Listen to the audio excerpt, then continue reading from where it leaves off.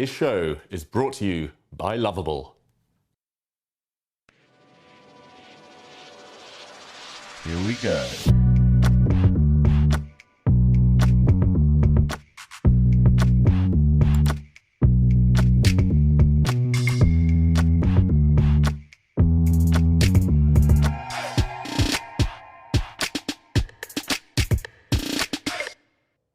Welcome to the first Title Tuesday in 2026 and the sixth game week in this winter split.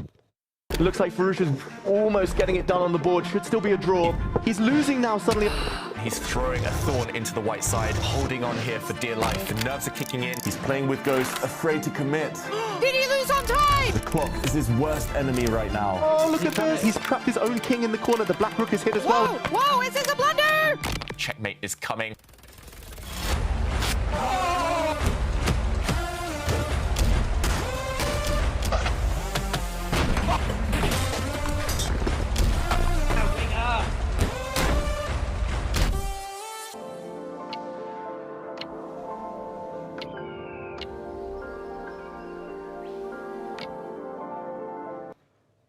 All right, here we are in the Take studio, ready for game week 6, and it's a new year. David, do you have any good chess-related New Year's resolutions? Well, Happy New Year, Maud. Happy New Year to everyone at home. I have a few, I must admit. Okay, let's hear them. I'm not sure how loud I want to shout about them. Some of them are putting a lot of pressure on myself. I want to play for England at the Olympiad. I want to win the British Championship one last time. Mainly, I want to play a bit more chess. That will start with online. And then I need to play more over the board tournaments. It's been a while. I'm a bit rusty, but it's all about playing for me this year. How about yourself? Yeah, I also hesitate to share these kinds of things because sadly with most New Year's resolutions, like they never come true. But this year I'm trying to do some kind of chess puzzles every single day, and I'm trying to play more as well over the board. I don't want to lose, I don't want to fall out of these top lists because of inactivity. So my plan is to play more, and hopefully 2026 is going to be a good chess year for us. It's going to be our year. How about non-New Year's resolutions? Non-chess. Non-chess New Year's resolutions. I usually have that I'm not going to have my alarm play several times in the morning when I wake up, but I had that one last year and I gave up at the 5th of January, so. Toughest one. I don't think I have any yet. But also here in this in the Take offices, we have both Magnus Carlsen, who just secured 2 more World Championship titles during the Christmas holidays, and we have the 12-year-old Argentinian chess prodigy, Faustino Oro. Exactly, the Messi of chess, the Argentinian who now lives in Barcelona. He is just incredible. 12 years old, he could still become the youngest ever grandmaster. He has a few months to break that record. But whether he gets it or not, he is headed for the very top. Such a nice guy, such a normal kid. Yet he happens to have this almost superhuman talent. Yeah, and imagine the pressure you feel when you are 12 years old and the entire chess world's eyes are on you. So it's going to be interesting to see now, how does he perform from the Dave Cave with Magnus Carlsen playing side by side him in the other room. And it's the first week for this year in 2026, but it's actually game week 6. And game week 5 was during the World Rapid and Blitz. So we can take a look at the standings now, because last week, David, a lot of the best players, they were playing in the World Rapid and Blitz. They didn't participate. That's right. Magnus was busy literally winning a gold medal, a world title during last week's Title Tuesday. So that was a golden opportunity for many of the players who we wouldn't necessarily consider as some of the favorites.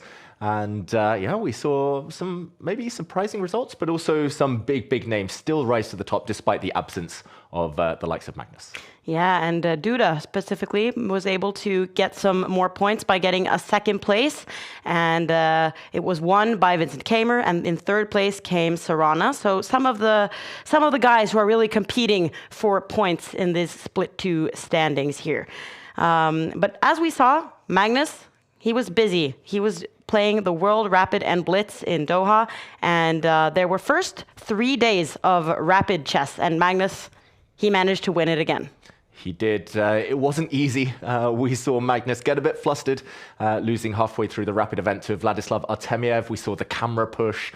We saw Magnus maybe a bit tilted, but as he always seems to do, when he's got his back against the wall, he recovers, he strikes back, and he was just so calm, so consistent in the rapid for the rest of it. I was very impressed.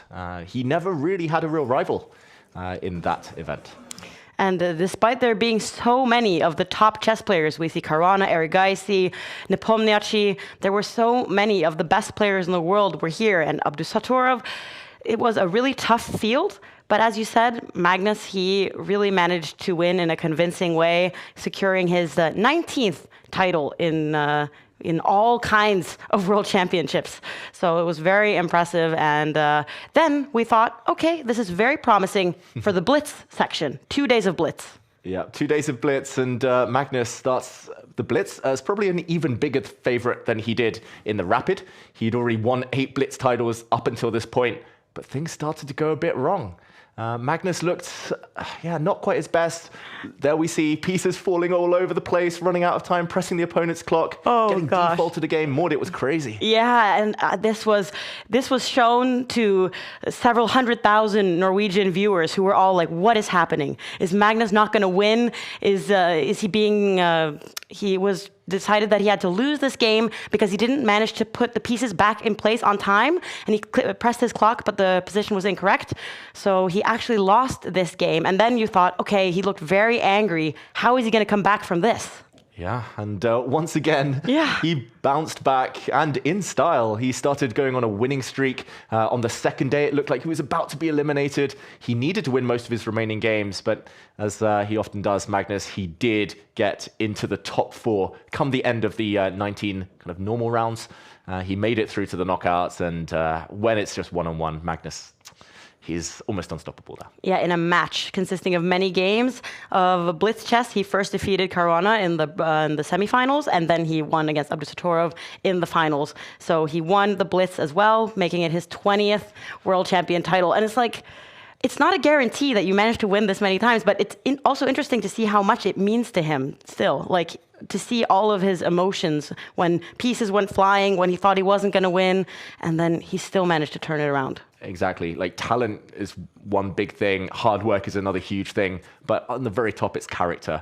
And that character gives him the extra edge. It's the passion that, I mean, it's still strong. At the age of 35, he's not getting any younger, but he's still got it, and he still wants it more than ever before.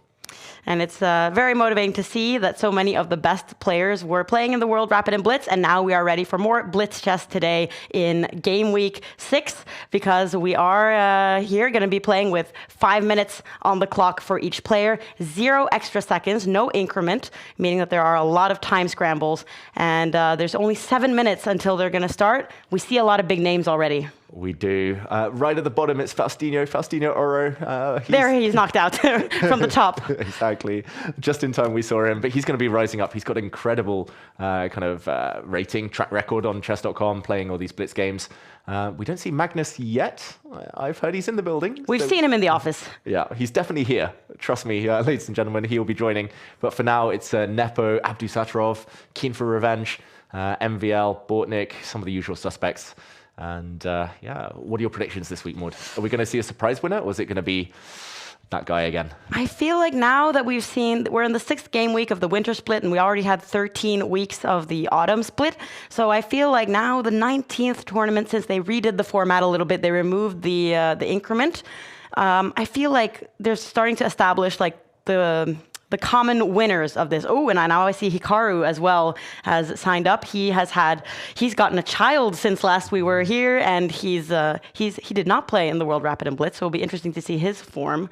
Maybe I believe in Hikaru today, now that he showed up. Ooh, yeah, the new dad bounce. Like, you get a bit of extra like kind of luck, motivation.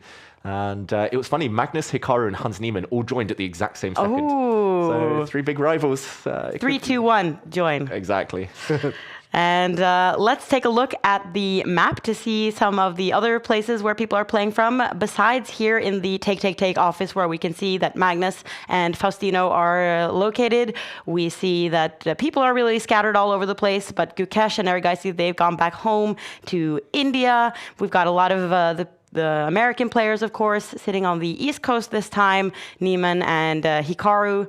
So yeah, it's very cool that we have a tournament where everyone can join from all over the parts of the world. Yeah, I mean, we have everyone pretty much this week, and it's because there's no other big tournaments going on. It's finally a break. It's a bit of the off-season in terms of over-the-board chess tournaments, so everyone is home, enjoying home comforts, hopefully belatedly celebrating Christmas, New Year after being busy last week. But nice to see that they all have time to prioritize Title Tuesday. Of course. And David, you've also been busy. You have been making some of the player cards, and I'm excited to see who you have picked to give a ranking for today. Yeah, this week was easy. Let's jump in. Let's pick out those 3 to watch here in game week 6 of the Winter Split. It's Magnus Carlsen, the World Blitz champion. Of course, it was going to be him, and 98, he just seems to be the favorite in every tournament he plays, no matter the level of the opposition. Next up, I've gone for Vincent Keymer, who won Title Tuesday last week. We were absent, we were following the World Blitz, but in the absence of the top players, Vincent was the one who rose to the top. He ended 2025 on a high. Can he start 2026 in equally strong fashion? Last but definitely not least, Faustino Oro. I must admit, come the end of this split, probably as the months go on, that number is going to shoot up. 82 for now. He can definitely beat the likes of Magnus Vincent Keymer on his day. But yeah, he's only going to get better. I think consistency, once he adds that, he can definitely rival the others for the medal places in Title Tuesday. All right, and let's get to know Faustino, this 12-year-old prodigy, a little bit better, who's sitting in the neighboring room, and he has a couple of months to become the youngest Grandmaster ever. The youngest GM in the history, yes. So if I get the last norm, I get the record, no? Which now is Mishra has the record. I have time until March, 7th of March or something. It's difficult, but not impossible. No difference? El mouse necesito ahora para jugar. It looks like a nice office there, so I could see like Magnus. Yeah. Lots of cameras over here. And my goal is to become world champion in some years. Yes. I train a lot, yeah, because it's not easy to improve. I train like 6 hours a day. Well, depends the day. Obviously, I go to school from 7 a.m. to 1:30 or something like that, and then I start training chess in the afternoon. Yeah, I don't have much space. This is the problem. Well, Attack Knight B2. In 2023, we decided to move from Argentina to Barcelona because in Argentina you don't have too much tournaments. Obviously in Spain there are match tournaments. In Barcelona, obviously we can speak Spanish too. This one. Yeah. Tuesday, obviously, I am thinking Tuesday for sure. The first one that comes in mind when it's Tuesday is Title Tuesday. It's possible. Well, obviously try to win the tournament. Obviously it's too difficult because Title Tuesday is too strong, but obviously it's not impossible. Wow, and it's pretty incredible, David, that he has moved because of chess, and that's such a big part of his life. He has his school schedule based on chess. He's moved his family.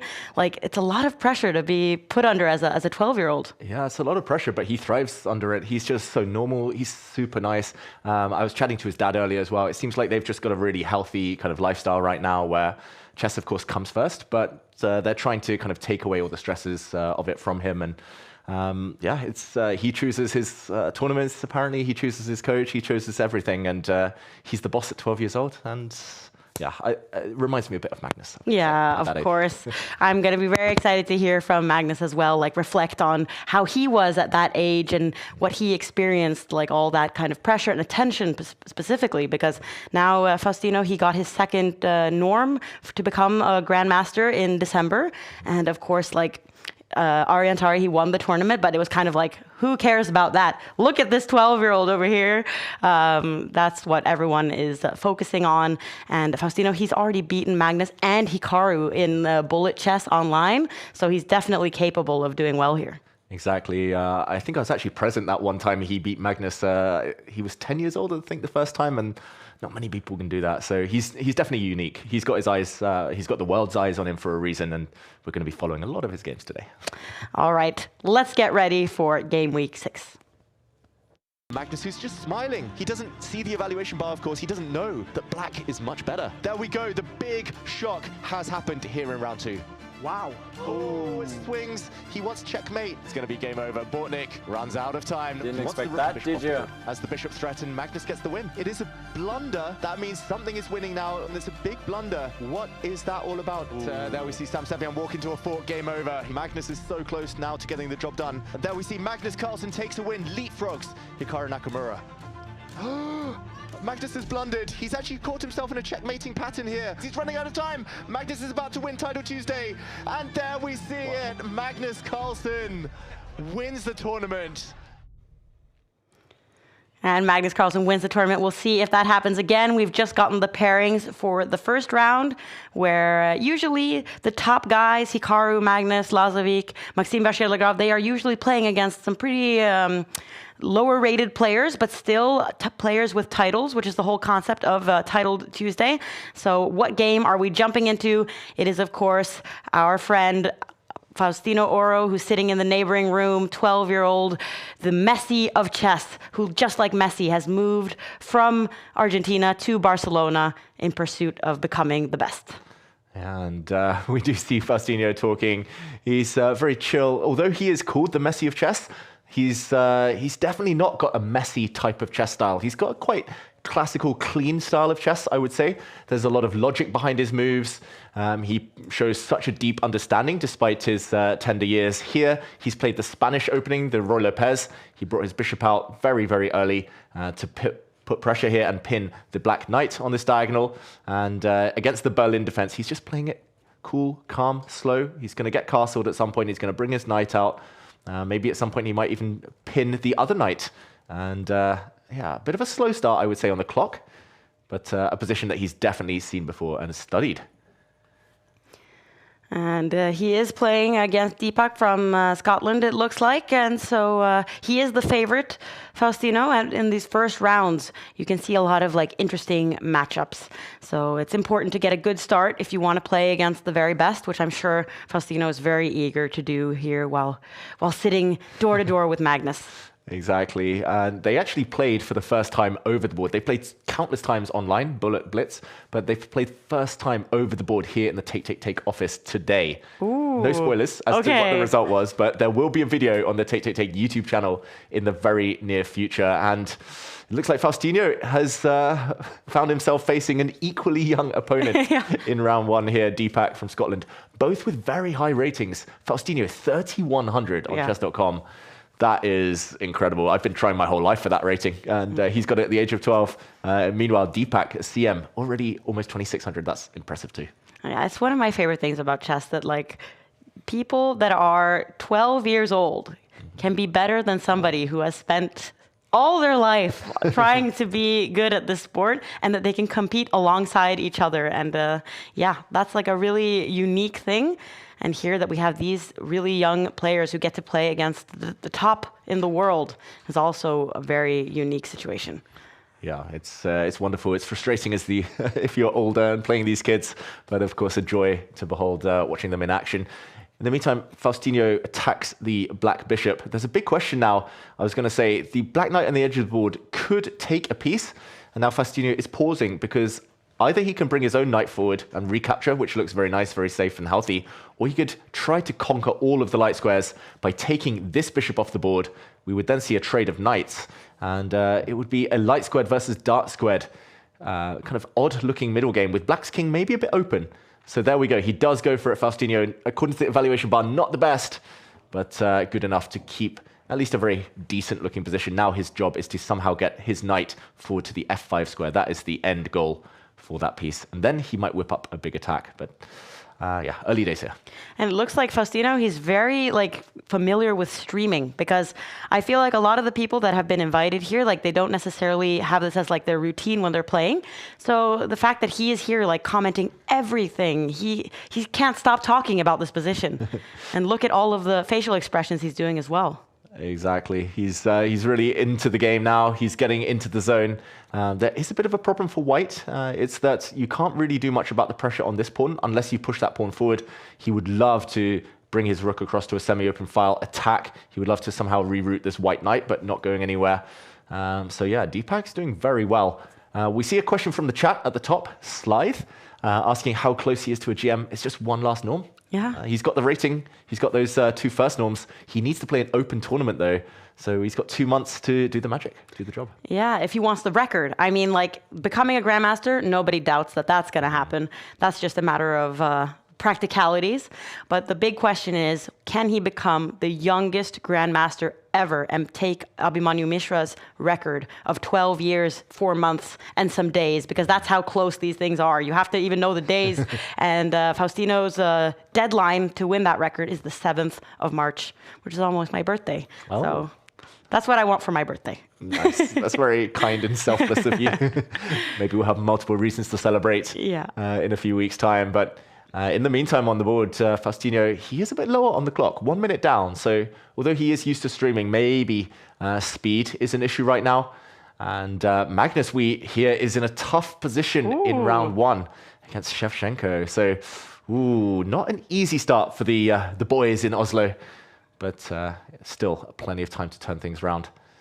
And yeah, it's really healthy. Like just the attitude that Faustino has. He's like, okay, I'll try for the record. If I don't get it, fine. I'll move on. And that's just a stepping stone on the path to greater things. He wants world titles. He doesn't want just records alone necessarily. So, yeah, and I always feel like these records, like eventually somebody passes them again and again. And we're thinking like, when will it stop? How young are these people going to be when they take these different records? Faustino had the record as like the best player that was younger than 12 ever, and then he was the youngest player to cross 2300, and then later these records are stripped again and again. So it's really like this infinite chase for these records. But becoming a Grandmaster, I don't doubt that he'll manage that someday. Ooh, and things are exploding finally in the center. There was a lot of maneuvering the last 10, 15 moves, not too much going on, but suddenly the center's exploded. We see rooks staring at enemy queens, both queens under fire somewhat, therefore pinned pawns in the center of the board. The most obvious move for Faustino is probably to bring his knight forward, hit this rook. He does that. And yeah, this one is really coming to life now. And just in time for Faustino, I don't think maneuvering would have helped him with only 1.5 minutes left. Suddenly there's purpose to his position. He just needs to ensure that he's got enough time to handle the ensuing complications, maybe bringing his knight this way to put pressure on some of the black pawns. It does look like he's a bit nervous, though. We see him very tense suddenly on the camera. I'm going to hear what he's saying. Vale, voy a hacer esta. Me queda un minuto, así que hay que espabilar, gente. Dama de 2 y alfil por. Bueno, esto sí me quita, ¿no? Si me quita dama de 2 y alfil por es la idea. Okay, well, I was thinking, like, let's see what language this is and let's see if we can understand anything. But what we can notice from his very rapid Spanish there is that he seems to have a lot of thoughts going on. We can see him constantly talking. He's doing a lot of calculations. But does Deepak have something genius here? Does look very good for black. Faustino, I think the clock has affected him. He was in control. He was still covering all the bases, but now big problems. His queen is attacked there. It did run away. This is a big hole that the knight is trying to jump into. Still not easy for black. There's opposite color bishops. That could save white a bit later, but now there's threats against pawns on the other side of the board as well. Maybe this is his chance, Faustino, to push a pawn forward to try and at least create some counterplay. He drops back with his knight, shake of the head. But now it's all about the clock. Deepak has played a perfect game, like done nothing wrong. The youngster from Scotland. Can Faustino turn things around? Oh, look at the dark square domination, though. This diagonal, there's a knight jump. Faustino's trying to stir the pot, mix things up. This is where it gets really spicy. Deepak needs to hold his nerve. And we can see that Hikaru and Maxime Vachier-Lagrave, they have delivered. And the question is, will Magnus manage? And he has taken the advantage in his game as well. Ooh, that tends to be the way. Magnus is a slow starter notoriously, but eventually things start to happen. And wow, suddenly this black bishop is almost trapped. Can he get it out? How to escape with that piece? There's no safe square to use. It's attacked twice. But there we go. Counterattack against the white bishop that was hanging. That was the only move for Deepak to keep the advantage. He found it. Faustino under 30 seconds now, shaking his head. Ooh, he takes a pawn. That is very risky. He wants to open up his rook to get in. But he's trying to make some counterplay. He hasn't given up. He's still trying. The white king, that is a deadly check. He has to drop back his rook and block. Now his center collapses. Everything on light squares for white, but he is the exchange down, and now Deepak's just trading off pieces. It's going to be end of the game soon. The queen is coming down with a check. Black's grabbed some pawns. Faustino has to keep fighting. Yeah. But Deepak is only down to 45 seconds now. It's stressful when your opponent doesn't give up and keeps playing and pressuring you on the clock. And Faustino is very good at bullet play. Oh, what was that reaction? Oh, Deepak wins. Faustino resigns. That was celebration from Deepak.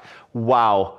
Kids versus kids. And it is the player with the black pieces who comes out on top. Faustino, he's going to have to go on a winning streak now to make a dent on this week's Title Tuesday. And we can already see that he's like he's doing some analysis of the game already. It's like immediately when these players are done, they're like, what happened here in this game? I need to know immediately.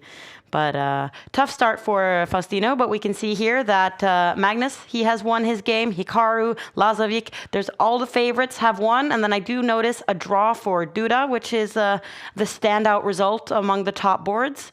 That means he's getting a slightly slower start. Duda, who actually got second place last week. Yeah, and he'll be back. He's that type of player. Like, he always goes on these big streaks mid-tournament, but mostly the favorites doing the job. Oh, poor Faustino. Yeah. I want him to strike back now. I want him to go on a run. But that was an incredible game by Deepak, like almost perfect.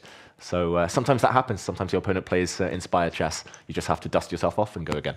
And it's going to go again very soon, because here in Title Tuesday, you play a 5-minute per person game, could maximally last 10 minutes. There's no extra time. And then the next one starts, and the next one starts, and the next one starts. It's a very intense experience. And we can see we already have the next round, and the players just have to get ready. So there's no time to be like, oh, what went wrong in this game? It's the next one. Exactly. I'm glad it's them and not me. I've still got the Christmas brain fog. Yeah. Like too much food, like sleeping until late in the morning.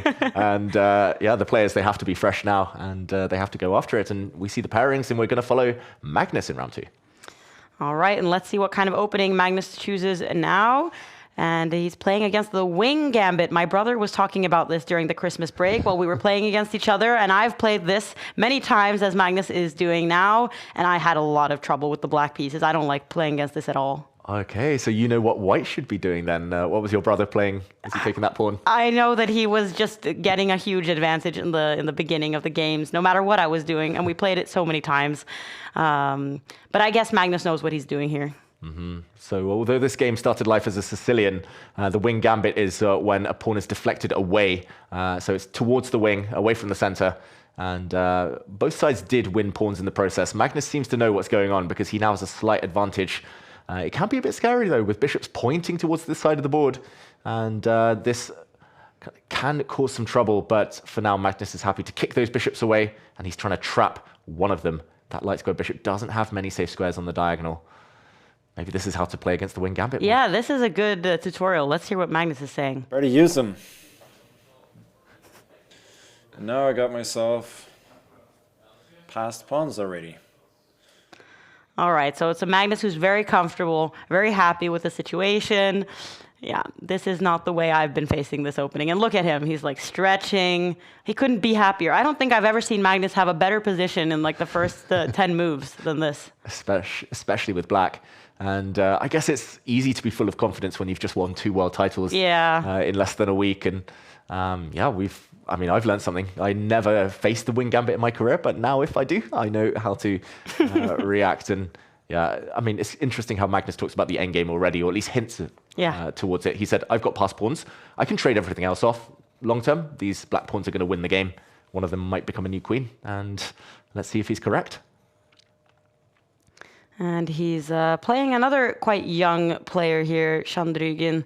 And it's always like my goal when I've played Title Tuesday to play against one of the best. Mm-hmm. But to do that, I'll have to win very many games in the beginning, which is very tough. But it must be like such a treat, because these two probably have never faced each other many times before. And to be like in the second round, you're playing against the world's best player, the 20 World Championship title holder. Must be very cool. Exactly. Like, no matter the result, like Chandrigin will be telling his friends, he's like, I played Magnus this week. If he gets a draw, gets a win, then he'll be boasting about it even louder. He'll be shouting about it. But it's just a fantastic learning experience either way. Magnus squeezing the win already, Carsten thinks, in our chat. But yeah, it's hard to disagree with that. It's hard to disagree with the eval bars while the pawns are rolling. And sooner or later, they will start to strike. And White's knight is especially bad, I've got to say. That piece on the edge of the board is just terrible. Misplaced. That's not the type of wing you want. And the wing gambit, a knight on the edge of the board. And here we go. Magnus is pushing for the win, but also pushing those pawns. Oh, but there are some things to be calculated here, because now there is a threat to Magnus's queen. A pawn was just taken. A knight is currently under attack, and but Magnus keeps his cool. I can just see, like, based on his body language, that he is not worried at all. And nice to see his opponent streaming. Yeah. Everyone's at it these days, and pictures in the background of Tal on the right there. Not sure who that is on the left. Help me out, chat. In the old historic photo. Could it be Steinitz? Okay, I don't have good enough vision for this. I would have said Chigorin. Okay. Chigorin, but we need help. Yeah, Yeah. my vision's not great either. No. But yeah, the one thing we can see is that the board is favoring black. Magnus wins back the pawn that he had sacrificed. Huge pressure, not just on the queen side, but also towards this pawn now. And there's X-ray vision, the rook, the bishop, staring at it. The knight is about to come in, capture a pawn in the center. And okay, he blocks with his knight, but Magnus now could potentially just get those queens off, head towards the endgame he hinted at. Without queens, the black pawns are just going to crown victory here. He's also got an extra minute and a half on the clock. Magnus looks fresh. He told me he had a haircut today. Oh. Yeah, so he's looking sharp, feeling sharp. The Norwegian viewers of the Rapid and Blitz, everyone loves to comment on Magnus's hair, like every single round. It's like a tradition. It's become a Christmas tradition to talk about Magnus's hair. So yeah, let's see if this can bring him any good luck that he has gotten a haircut. Yeah, I should ask him sometime. Like, I always get haircuts before tournaments because I want to look sharp, and you know, I know there's cameras around. But Magnus, he seems to do it between tournaments, as if he just doesn't care. Yeah. That's true. And I can see here that Chandrigan, he has actually placed, he's gotten a 31st place in game week 5. So that's actually a very solid result given his rating and his title. So he's played a lot of times, but here he decides to give up now that Magnus was going to be able to make a checkmate soon. Yeah, back rank issues here. Rook takes rook would have been met by a queen check, and Magnus would have won. Either way, he would have been left with an extra piece with a queen check next move, or by taking this rook. And there would have been some tactics, but extra knight come the end for Magnus. So time to resign. And very smooth game. Let's move on. Let's move on, and we can see how Hikaru is doing, who also won his first round and is back in Title Tuesday in 2026. And we can also see at the top that Kamer, Andreikin, and Sarana have all also managed to reach 2 points. Okay, this position is not easy. Slightly better for black, apparently. Hikaru is ahead on the clock, though. That tends to be a sign that he's feeling confident. Essentially, Hikaru's all in on some kind of attack. On the queen side, black is doing very well. Pressure on this backward pawn. Nice active queen, which has now come in. But Hikaru has set up a battery along the g-file. If he can somehow blow open the lines, he's thinking about going for it now. Then he might get a devastating attack. So very high stakes here. If he doesn't get that breakthrough, Hikaru might be in trouble. If he does, he'll just win by checkmate. So it feels like a 50-50 type of position. And I think a draw is the least likely result here. Ooh. Hikaru. Like a wake-up call for Hikaru here, who's probably going to be stressed now that he's below 2 minutes on time. Soon he'll have less time. And Hikaru, he's really going for it. He's trying to create an attack. So let's see if he can succeed with that. Yeah, it's normally the baby acting as the wake-up call, but here it's the chessboard. And, okay, this last move by black, putting the knight on the edge of the board again, not getting the computer stamp of approval. Don't put those knights on the wing. Don't put them on the rim. They tend to be bad. I think actually capturing that pawn would have been the way forward, but dangerous to do so. And now the problem is what to do about that knight. If you ever capture this white pawn, the rook will come up and misplace that knight. Suddenly pressure, and under 1 minute for Aradia. Ooh. Difficult suddenly. Those black rooks, if they could teleport over to the other side suddenly. But here we go. The black queen is now getting kicked out, evicted from the white camp. And Hikaru is keeping up the pressure on the clock. He's playing quickly. Now he has a minute advantage, which is worth a lot when there's no extra time, no increment, no way to build yourself back up. And with only now soon 30 seconds left to finish this game, it's looking very difficult for the Indian international master. Yeah, suddenly it's just one move and suddenly it all turns around. That's kind of high-level chess in a nutshell. You just make one mistake and you get punished. He tried to deflect everything there on the queen side, but Hikaru has that all under control. The knight is now protected, but that's a very flimsy protection of the knight. There is the makings of a pin along this line, so maybe Hikaru is going to move his bishop out the way somewhere. First he takes a pawn, but there we go. He moves his bishop out the way, attacking this pawn, now threatening to take the knight due to the pin. And I think everything is collapsing for black. Not much you can do about the power of the white queen and rooks now. The other rook can also come in if it really needs to on the f-file. The queen slides in first. Check threatened, pawn threatened. That looks like game over. And we can also see that Niemann and Zhang, the other Americans, or some of the other Americans in this field, they have also won round 2, like it looks like Hikaru is going to do as well. Seconds left on the clock now for Aradhya. Yeah, seconds left and not many pieces left. He's a piece down. Hikaru won that black knight due to a pin, and now he's going for checkmate. The black king is defenseless, no shield around it. The clock runs out. Hikaru gets the win. I was trying so to hear Magnus won pretty easily. I don't see his name, but he probably won. I was trying to say, like, what is Hikaru going to say now? And then he just takes a sip of his tea. Magnus won pretty quickly. That was the first thing. He didn't want to say anything about his own game. But here we can see some of the results that have come in, and many of the favorites, as expected in the first couple of rounds. I feel like it's not until like round 3 or round 4 that like the top guys start facing each other. Exactly. And then we see the blood being spilled, the 100% scores start to disappear. But for now, as you said, I can't even see an upset on the first screen here. A couple of black wins in a row, Jospem and Hans Niemann, but that's because the seed between them had already dropped points. That was Duda earlier. Other than that, it's alternating the white wins, black wins. Yeah. That tends to tell the whole story. Sevian as well, likely to win. Sevian is likely to win, and I can hear some like commotion. It's always interesting to hear because we're sitting in we're sitting close to Oro and Magnus, of course, sitting in these offices here at the Take studio. So I'm wondering what's going on there. Have you seen how Faustino did in round 2? He won very quickly, very smoothly, only 28 moves as black. So bouncing back in style, Faustino, he was already a piece up after 28 moves when his opponent resigned. So on the comeback trail. That's good to see. He is back, and Magnus seems to be very comfortable as well. The two streaming guys here in Oslo. Hikaru had a comfortable win, and here we see he is getting ready to play against Damjanovic, another international master from Serbia? I think Serbia too. This is always a fun quiz in knowing your flags. But here we can see that Hikaru, he is already speaking a lot. And it's interesting how streaming has become kind of like a superpower, it feels like, when you're playing these Title Tuesday tournaments. But it seems like it's helping the players to kind of talk out loud and talk through their thoughts. Exactly. It's a way of staying in the moment. Like sometimes if you're just playing a tournament, kind of from your office in silence, in the dark, then it can be easy to fall in and out of form, focus. But by talking about it, you stay consistent. Not just that, but you get the stress out. Like you kind of share the load with all of your viewers. And here we see Hikaru playing the King's Indian defense. It's definitely helped him, I think, more than anyone in World Chess. He was already a fantastic player before he started streaming, but it's helped him level up.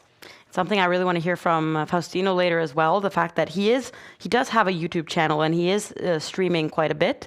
To have like that focus as well as trying to become the best, it seems like that's a difficult thing. But then I feel like Hikaru has kind of shown that it can actually be some kind of helpful tool to really kind of have a more chill relationship to the chess itself and make it more like casual, but also, to speak through your thoughts.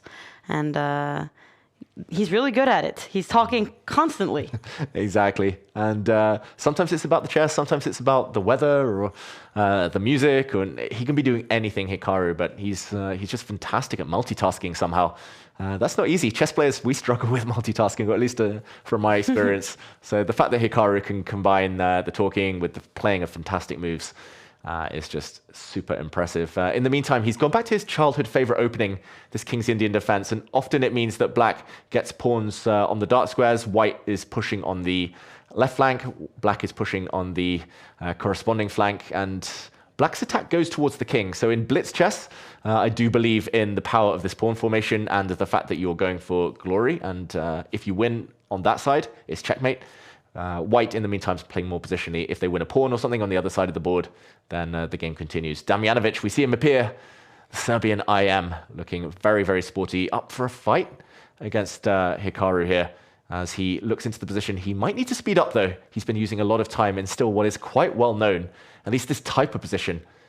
Hikaru's going to get an attack and some tricks later, so he does need to hurry Damjanovic, both on the board and clock, pushing his pawn to a5. And I'm searching in our database, and I can't see that he has actually participated before. So it must be an interesting debut for him to suddenly sit across the board from Hikaru Nakamura. And we could even see him kind of sitting as if he was sitting at a chessboard with his head in his hands and also eating. Quite the challenge you get already in round 3 when you haven't played that many times in Title Tuesday. Yeah, Title Tuesday experience tends to count. Normally it's just practice, practice, practice. Hikaru plays every week, Magnus plays every week. That's why they tend to end up on the top. But yeah, we'll see if Damjanovic can fight. I like what he's doing on that queen side. Look at that. I talked about one connect 4 earlier, but white's pawns are also pretty nice. Whose pawn structure is going to be the better of the two? And he seems like he's very comfortable, Damjanovic. Like the way he's eating, leaning back. I think he's enjoying the situation right now. Exactly. He's either talking to that yogurt or whatever he's eating, or he's talking to the fans as he streams. But he is very young. It looks like he's just 19 years old, and yeah, very strong player. He's got a high blitz rating over the board as well as on chess.com. So this is not going to be easy for Hikaru, who has won a pawn. Who's also eating. Who's also eating. That's the trick. Fuel up, snack up.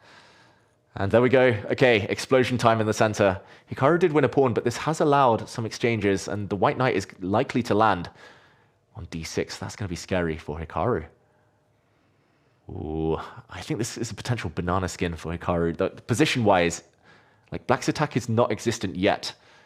Can Damjanovic strike? Take this pawn, keep pushing, bring his knight in. So many tempting moves. I feel like when players sit like this when they're playing online chess, that means that they're really looking for something amazing, because you only have 2 minutes on the clock. You need to have your hands ready. And he is sitting there as if he's playing an over-the-board game. That's true. That's true. We see people sit like this over the board all the time, but he needs to get that hand on the mouse. He needs to speed up. He needs to calculate in his mind, not out loud anymore. Oh, time situation, I fear for him. 1 minute 40 now and counting. What decision is he trying to consider? Is he trying to figure out what to do with his pawn? But then he might trade the queens. Is that what he's worried about? Yeah, maybe he wasn't so sure about an endgame, but queen's off the board with a white pawn on c7 looks strong. Yeah. Okay, he just develops his bishop. That was good as well. Like, when in doubt, just improve a piece. But it took him too long on the clock. Hikaru now with more than double the time of his opponent. I do like, though, that the white pieces are cutting across this diagonal, so no black pawns can really push on that side of the board. It's all about the center and queen side, where white is the one with the strong pieces. And we can also see that there is actually, that's quite a big matchup that we have between the Battle of the Sams, Sam Shankland versus Sam Sevian. That's two really good players that are playing each other already in round 3. Yeah, the strongest Sams in the world. Yeah. Playing for the title.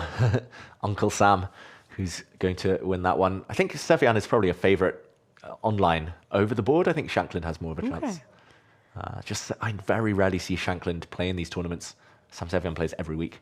That makes me think, like, okay, Hikaru, obviously the best chess player named Hikaru, but yes. Do you know any Davids that are better than you? David Navarro. Oh, so you knew it very quickly. Okay, so this is something people think about. Yeah, I would like to think I'm the second best David in the world. There's also David Paravian. Yeah, that's the one I was thinking of. David Anton Guiaro. Oh, yeah, that's a difficult name to bear. You must be the best Mord in the world. I hope so. But I think it's a name in Africa as well, like for guys. So I'm wondering, like, there could be players I don't know of, but I've never played against another mod. So I hope I'm the best. That could be your New Year's resolution: win the Mord World Championship. Yes. Exactly. Okay, and Hikaru has maintained his time advantage. Whoa, we see a blunder for the first time in this game. I think the clock was just getting to him, Damjanovic. He's walked into some really nasty stuff now.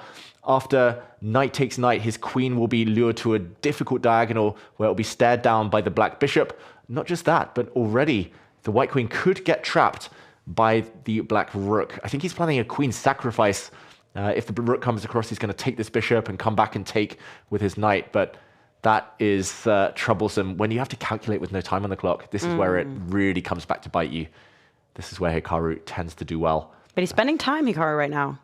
He has to calculate stuff as well. And it's evening out. I mean, he had double the amount of time earlier, and now he's down to 1.5 minutes. Ooh, maybe some chances. Hikaru does need to be accurate now. He does need to try and trap that white queen. It's not easy to know what the path is. The two main obvious moves would be to attack the queen with your rook, to attack it with your knight, or potentially a third, to trade off knights first. There we go. He goes for that latter option. Now he needs to continue attacking the queen. Either move his knight out of the way or with his rook. But Hikaru makes the wrong choice, and suddenly the clock's at almost level, and he's worse.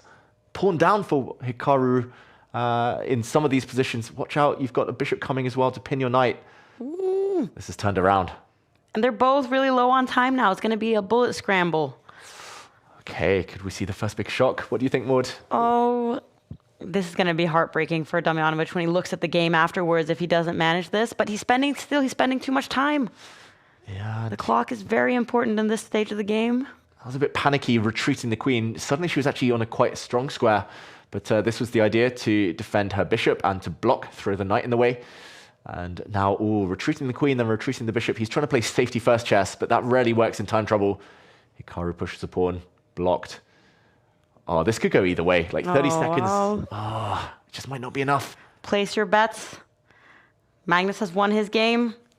Oh, can Hikaru keep pace? Suddenly he's totally lost, but I think it's a very narrow path. He should be starting with a check here, Damjanovic. He should be bringing the knight back as well to block the bishop. No, he doesn't find it. He needed to block this bishop coming in, swooping for a pawn. Suddenly this has turned. Hikaru has the makings of an attack. You can even take this pawn. It's getting crazy now, this position. You want to release the other pawn. Okay, he goes for the rook instead, the material. He's the exchange up, Hikaru Nakamura, but worse again, 31 seconds against 14. Oh, and Hikaru is starting to make really quick moves. He's realized that that's the most important thing. He's actually trying to trade the queens now. And a rook. A rook was hanging. Not just a rook, mate in a few moves, apparently, according to the eval bar there. A pawn is dropping.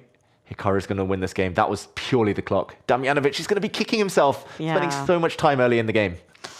Oh, and Sevian has won the Battle of the Sams in that game, and we can then see many players that have a perfect score, 3 points so far. We see Hikaru, Blue Bomb, we see Magnus, of course, and Lazovic already has lost half a point with a draw in the third round, so it's not easy. Not easy. We see Levon Aronian play. That's nice on 3 out of 3 as well. Hans Niemann's on 100%. Okay, the big clashes, they'll be coming. If not now, then definitely after the first break. Those half points that are dropped, I think that's fine. Like, better a draw than a loss, of course. But they're playing catch up. Grishuk goes down. As we're seeing Hikaru, Magnus, they rise to the challenge even when they look in trouble. It's so impressive how they keep just that energy high, and they catch their opponents in mistakes. And now the warm-up is kind of done. Now they're going to start playing against each other. So it's going to be very exciting to see who's going to play against who. We do have Magnus against Eric Hansen, the famous Canadian chess streamer. So that's going to be a fun one. And then look, we got Hikaru versus Nepo already in the 4th round. Wow, already this early? That's crazy. Nepo's rating must have dropped a bit, but here we go. It's a clash of good friends, actually. Eric Hansen and Magnus. Magnus has partied at Eric's house. They played on teams together. Eric's played for Norwegian team Offerspiel. Okay, we see the Sicilian. It's the Rossolimo with the bishop coming out to put pressure on the knight, and game on. This is not easy at all. Eric's a great speed chess player. Okay, bishop takes knight. Very safe choice there from Eric Hansen, who their castles. Knight takes pawn would have been a temporary pawn win. The black queen would have come and won the white pawn in the center, so not a win of a pawn purely. And Magnus gets developed. I think that was a good, safe opening decision from Magnus. And let's hear what Magnus is saying in the opening. I'm assuming after f6, maybe he wanted like a quick knight h4 or something. Magnus reflecting on why Eric made this opening choice. But either way, Magnus is already better with the black pieces quite early on here, so he must be pretty happy with his position. Definitely. Magnus is kind of the king, I would say, of this pawn structure with doubled c-pawns. When he gets the bishop pair, he gets it from the Ruy Lopez, the Spanish. He mainly gets it from the Sicilian. And normally it's a different branch of the Sicilian, but yeah, either way, he loves just the fact that there are no pawn breaks. Magnus has clamped down on all of the pawn breaks that the white pieces might want to enact. He gets his pieces out. He's actually ready to castle either flank now, teasing Eric. And yeah, Eric has... Look at his cheeky smile. He's like, yeah, you don't know which way I'm going to castle. Oh, he knows he's got Eric's number as well. I think in recent times, Magnus has been quite dominant in their head-to-head online. Okay. But we'll see. We will see. But either way, a good result for Eric to have 3 points out of 3 possible ones so far, and also fun to play against Magnus in the 4th round. Great to see Eric playing and doing well. And there we see Magnus consistent. It's a clamping down of the pawn structure. Like, there's nothing white's pieces can do. Like, you can jump around with the knights all you want, but there's no real life. Maybe eventually he wants to push these pawns forward, but that would also open up the white king. At least short term, there's some ideas along this diagonal with the white bishop lined up with the black queen. But Magnus is going to preempt that by pushing pawns towards Eric's king. He loves this. He's talked about it in interviews, Magnus, just not committing. Like, which way is the king going to go? He might toss a coin later and decide. Or he'll just keep Eric guessing. As soon as Eric attacks the king side, he'll go the other way. And there we see Chessbrah House in Toronto makes its appearance. Yeah, and we see all of the neon lights. It's like it's a good vibe. But an interesting one to choose when you're playing chess and trying to concentrate, to have like all of these light fixtures behind you. But he looks very concentrated. Yeah, it looks a bit festive as well, like some kind of remains of Christmas. Isn't this the 12th day of Christmas today? I have not taken down my Christmas tree yet. I'm not going to do it for a little while. Oh no! So I forgive Hansen. I forgive Eric. He's concentrated on Title Tuesday. He doesn't have time to be cleaning. That's true. That's true. He's a busy man. He's got the most Norwegian name in the world. Yeah. Erik Hansen. I constantly get questions from you viewers when I've been in our Norwegian chess broadcasts, like, oh, who's this? Is this a guy that we know, Erik Hansen? But no, Canadian guy, no ties to Norway that I know of. No, although he does enjoy being here. He was a guest in the streaming room, one of the first Title Tuesdays of the autumn split. Yeah, and he ended up on with a 29th place, which is actually pretty good. I mean, it's a really tough field. We sometimes have more than 400 players participating in these Title Tuesdays. And then he didn't play much Title Tuesday in the autumn split, but now in the winter split he is back and he is ready to play in 2026. Here we go, 2026, and it might be time for Magnus to continue his good form. It looks like a great position for black. He jumps forward with his knight, still slightly better. He's getting ready to just launch his avalanche of pawns, Magnus Carlsen. Maybe even just tickle the white king, install a pawn nearby, create some mating nets. But Magnus holds off for now. Eric has gone into retreat mode, at least with his knight. Now he brings his queen forward. Magnus is likely to dodge the queen exchange. He'll want to keep queens on to attack the white king in the corner. And 1 minute up. I would say Eric's biggest weakness in recent years in Blitz chess is the clock. When he was here in Oslo, he got flagged in 2 or 3 games where he actually had an advantage or was doing quite well. So Magnus is using the clock as a tool. And whoa, sacrifice from Magnus Carlsen. That's a pure piece sacrifice. He's giving up a knight. He's allowing the queen trade as well, but his rook's going to come in, and he's got 2 pawns already, soon to be a 3rd pawn. The whole of white's queenside, that left flank, is collapsing. And then he's going to have 2 of these c-pawns are both going to be passed pawns, kind of in the way of each other when he gets a hold of the b-pawn. So a very fun way of playing for Magnus. But we can see that he doesn't seem to be celebrating just yet. He's in deep concentration. Yeah, I'm very impressed. Like Magnus, he's known for his endgames. We saw it during the World Blitz. He was just grinding down all these opponents, but he can also sacrifice pieces. Normally, he only sacrifices Magnus if he has a solid foundation. And there we go. He knows his king is super safe, and it will be for the rest of the game. He knows his plan is easy. The black pawns will push. Maybe he'll take another pawn. What is White's plan? White's pieces are so passive in the corner over here. It's going to take Eric an age to get those pieces coming to life, and it's going to be difficult to know where to put them. So easy position for Magnus to play, and he's showing off all the kind of bows to his, or the strings to his bow, I should say. All of his different skills. He can do endgames, he can also do sacrifices. And looking much better for him now. Locks out the bishop, so there's some strategic risk. I was interested in hearing what Eric was saying, but he seems to have gone into a little bit more of like a concentration mode now with a minute left on his clock.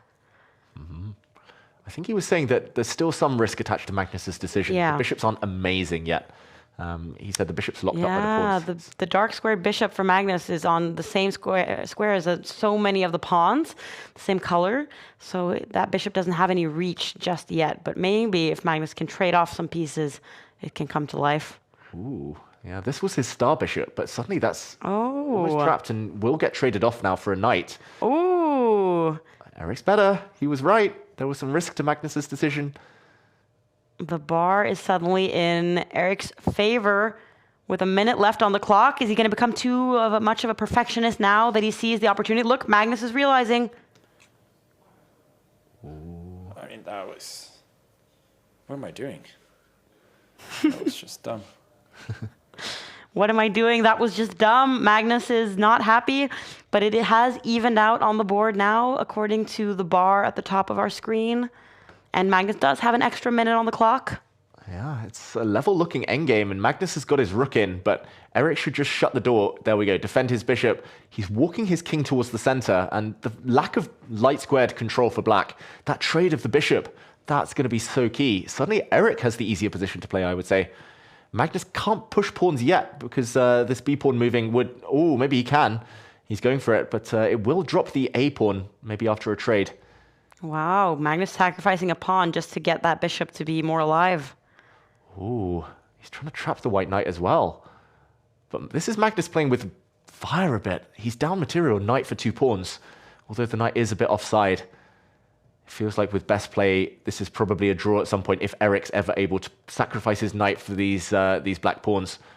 But Magnus is going to try and flag him here, surely, with the clock situation. Oh, watch out. Bishop's coming. Oh. Yeah, that would drop the knight, though. This is really difficult, this endgame. Oh, and Hikaru has won against Nepo, so that's a huge win for Hikaru, who then has 4 out of 4 before the first break. A great feeling for him. Magnus is moving in. Eric shakes his head. He knows he's got no time. He gives up his knight, but maybe the wrong moment because of this check. He loses a pawn, and now the black rook has got access. Some big weaknesses, or maybe it'll swing the other way now. And it's going to come in and behind. First he gives another check. There's targets. He's a pawn up Magnus Carlsen, and normally that means victory in an endgame. And the time as well, like Eric really wanted to play this game perfectly, spent too much time trying to find the best moves, but did have a very promising position at a certain moment. But he's still trying. But he seems to have realized what's going to happen here. Yeah, he's leaning back. He knows the clock situation is hopeless. Even with a minute on his clock, it might not have been enough. And there we go, Eric resigns. Magnus takes the win. And here we can see the final moments of Faustino's game. They both have less than 30 seconds left. Faustino has 25 seconds. It's pretty even on the board. Perhaps he's slightly better according to the bar. What do you think here, David? Oh, this feels like a 50-50. Like, white is a pawn up. The advantage is now gone for black. The advantage was that the white king was a bit vulnerable, but suddenly, in his attempts to win, Faustino's put his rook on a bad square, put his queen passive. He's got some pawns, though. White's better. 12 seconds. He's down on time, though. Oh, he's trying to draw now. He's going to get the rooks off. Oh, you have to trade rooks, play opposite color bishops. Then you can pre-move. He's at 8 seconds. How quick are you, Faustino? Oh, my gosh. This is going to be a time scramble. But he's put his bishop in front of the pawn. That was smart. That was smart. He gets a pawn as well. The clocks have gone red. He gives some checks. Checks will slow down the opponent. Bring that king. Pre-move. Pre-move. Check, check. Oh, he doesn't want the draw. He could have given all the checks there, Faustino. He's suddenly winning. He's turning in his favor. 2 seconds. 2 seconds each. 1 second. Check. Keep giving those checks. Check, check, check. Pre-move. 0, 0, 0.1, 0.0, and Faustino, no! Loses on time. Oh, goodness. That was very intense. How many moves were they making towards the end there?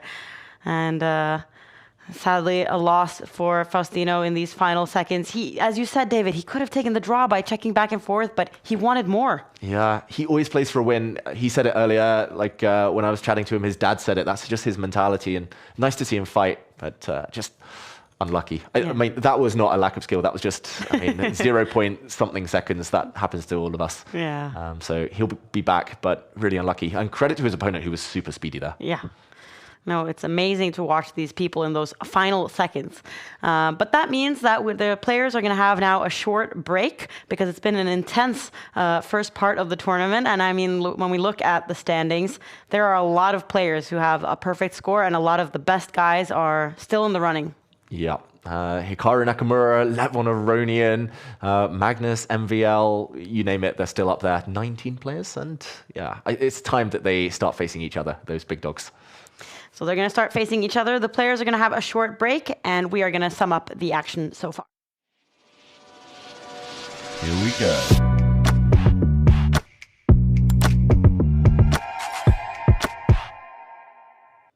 And we are going to take a look at one of the coolest moments that we had so far in these first 4 rounds, and that is Hikaru's game against Damjanovic. And David, this was pretty remarkable from the Serbian international master. Exactly. He was on top against Hikaru. He turned it around. Here we join. Hikaru's just made a mistake, and white is much better.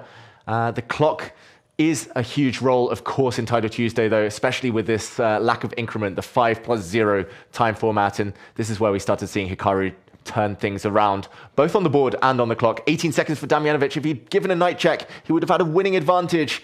He messed it up, however. He started getting kicked back with his pieces. Hikaru won an exchange, and this was the final defining moment when the Black Queen came in. Damjanovic didn't see the attack on his rook. Only 11 seconds left. The rook dropped, and Hikaru went on to win in convincing fashion. That's why, ladies and gentlemen, you need to keep time in the bank for later in the game. Wow. And in the final moments, Hikaru was going to manage a checkmate, and that was a nice win for him. So that was today's action replay by our presenting partner, Lovable.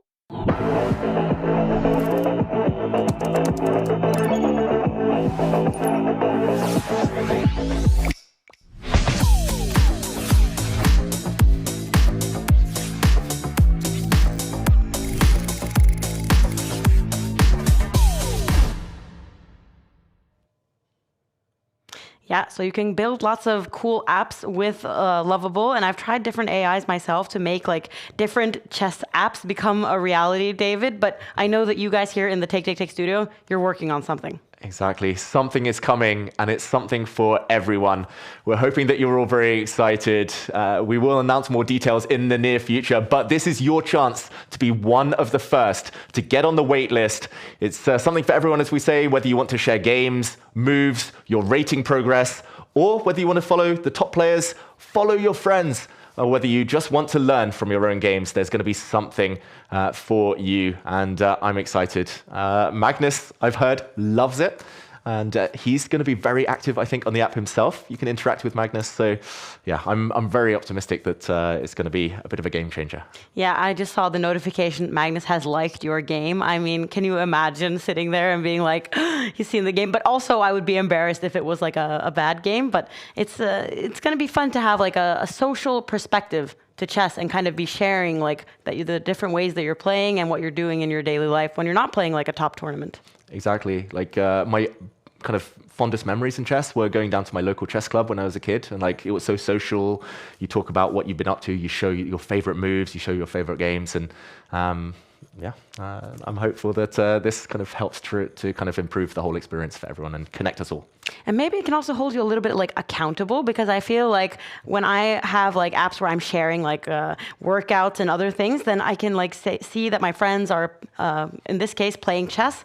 So it's like nice to keep yourself accountable towards New Year's resolutions and playing chess every day. Exactly. You push your friends to be better. You can tease them as well. You can Yeah. troll them. That's half the beauty of chess. I'm like, check out that blunder you just made.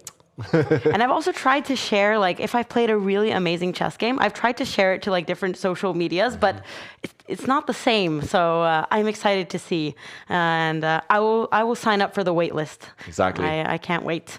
Perfect for you, Maud. Yes. And we are getting ready for round number 5.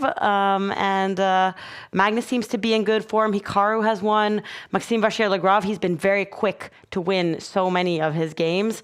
So, yeah, a lot of players seem to have really showed up the first game week in 2026.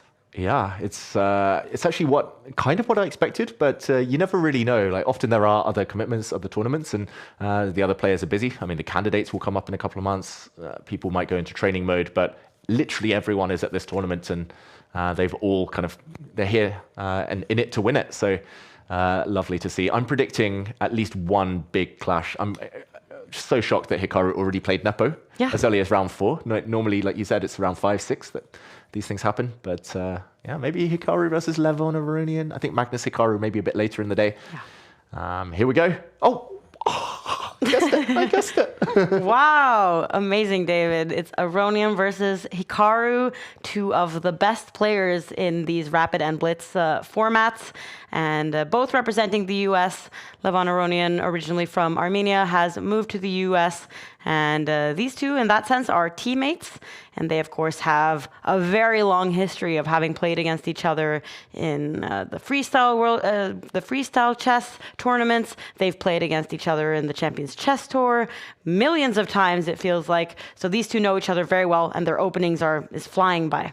Exactly, and it starts with the Bishop's opening, which is quite a rare guest at the top level of chess. Often that's designed to sidestep the Petrov defense.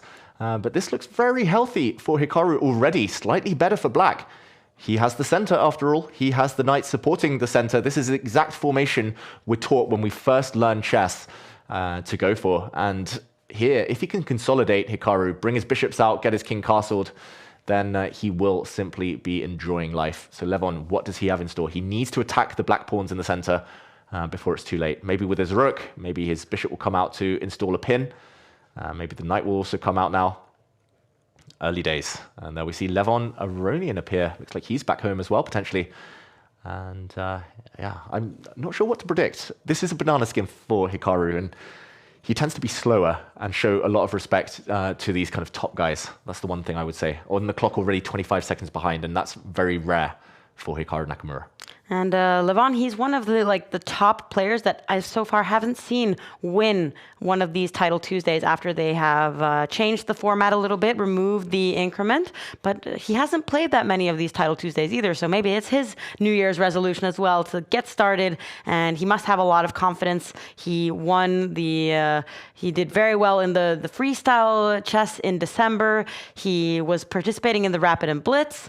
I mean, he's had a very good chess year, Aronian. And I remember I thought it was very funny in some interviews during the freestyle final. He was talking about the fact that he has made a lot of money this year. I'm rich, he said. I know. I'm jealous. I think he had his best earning year ever, Levon Aronian. And to do that at the age of, I think, 43 now, kind of maybe not in the first half of his chess career, that is very impressive and life-changing. So yeah, I think freestyle chess played a huge part of that. He won 2 tournaments back-to-back in Las Vegas, South Africa. But in general, he's had some real breakthrough results, and maybe not the best he's ever played at the World Rapid and Blitz, but yeah, it's I think in general a fantastic 2025 for Levon. He looks like he's maybe got an exotic island behind him. Has he bought an island with all that cash? Where is Aronian? We need to figure this out. But Hikaru, he seems to be at home in his well-known streaming studio where he always sits. So good that Hikaru's home now that he has recently gotten his firstborn child. So that's interesting as well to see how that will affect his chess. But it seems like he's very concentrated. He seems like himself. Exactly. Hikaru looks locked in. He looks focused. He has a great team around him, support network. His wife is also a very experienced chess player, very strong chess player. So she knows kind of how to help him perform week in, week out. I'm going to say interesting position. Like, since we last talked about things, there has been a doubling of the black f-pawns. White's bishop has come and taken a knight. So that has shattered the black king. Hikaru has also given up castling rights. He had to sidestep a check from the white bishop.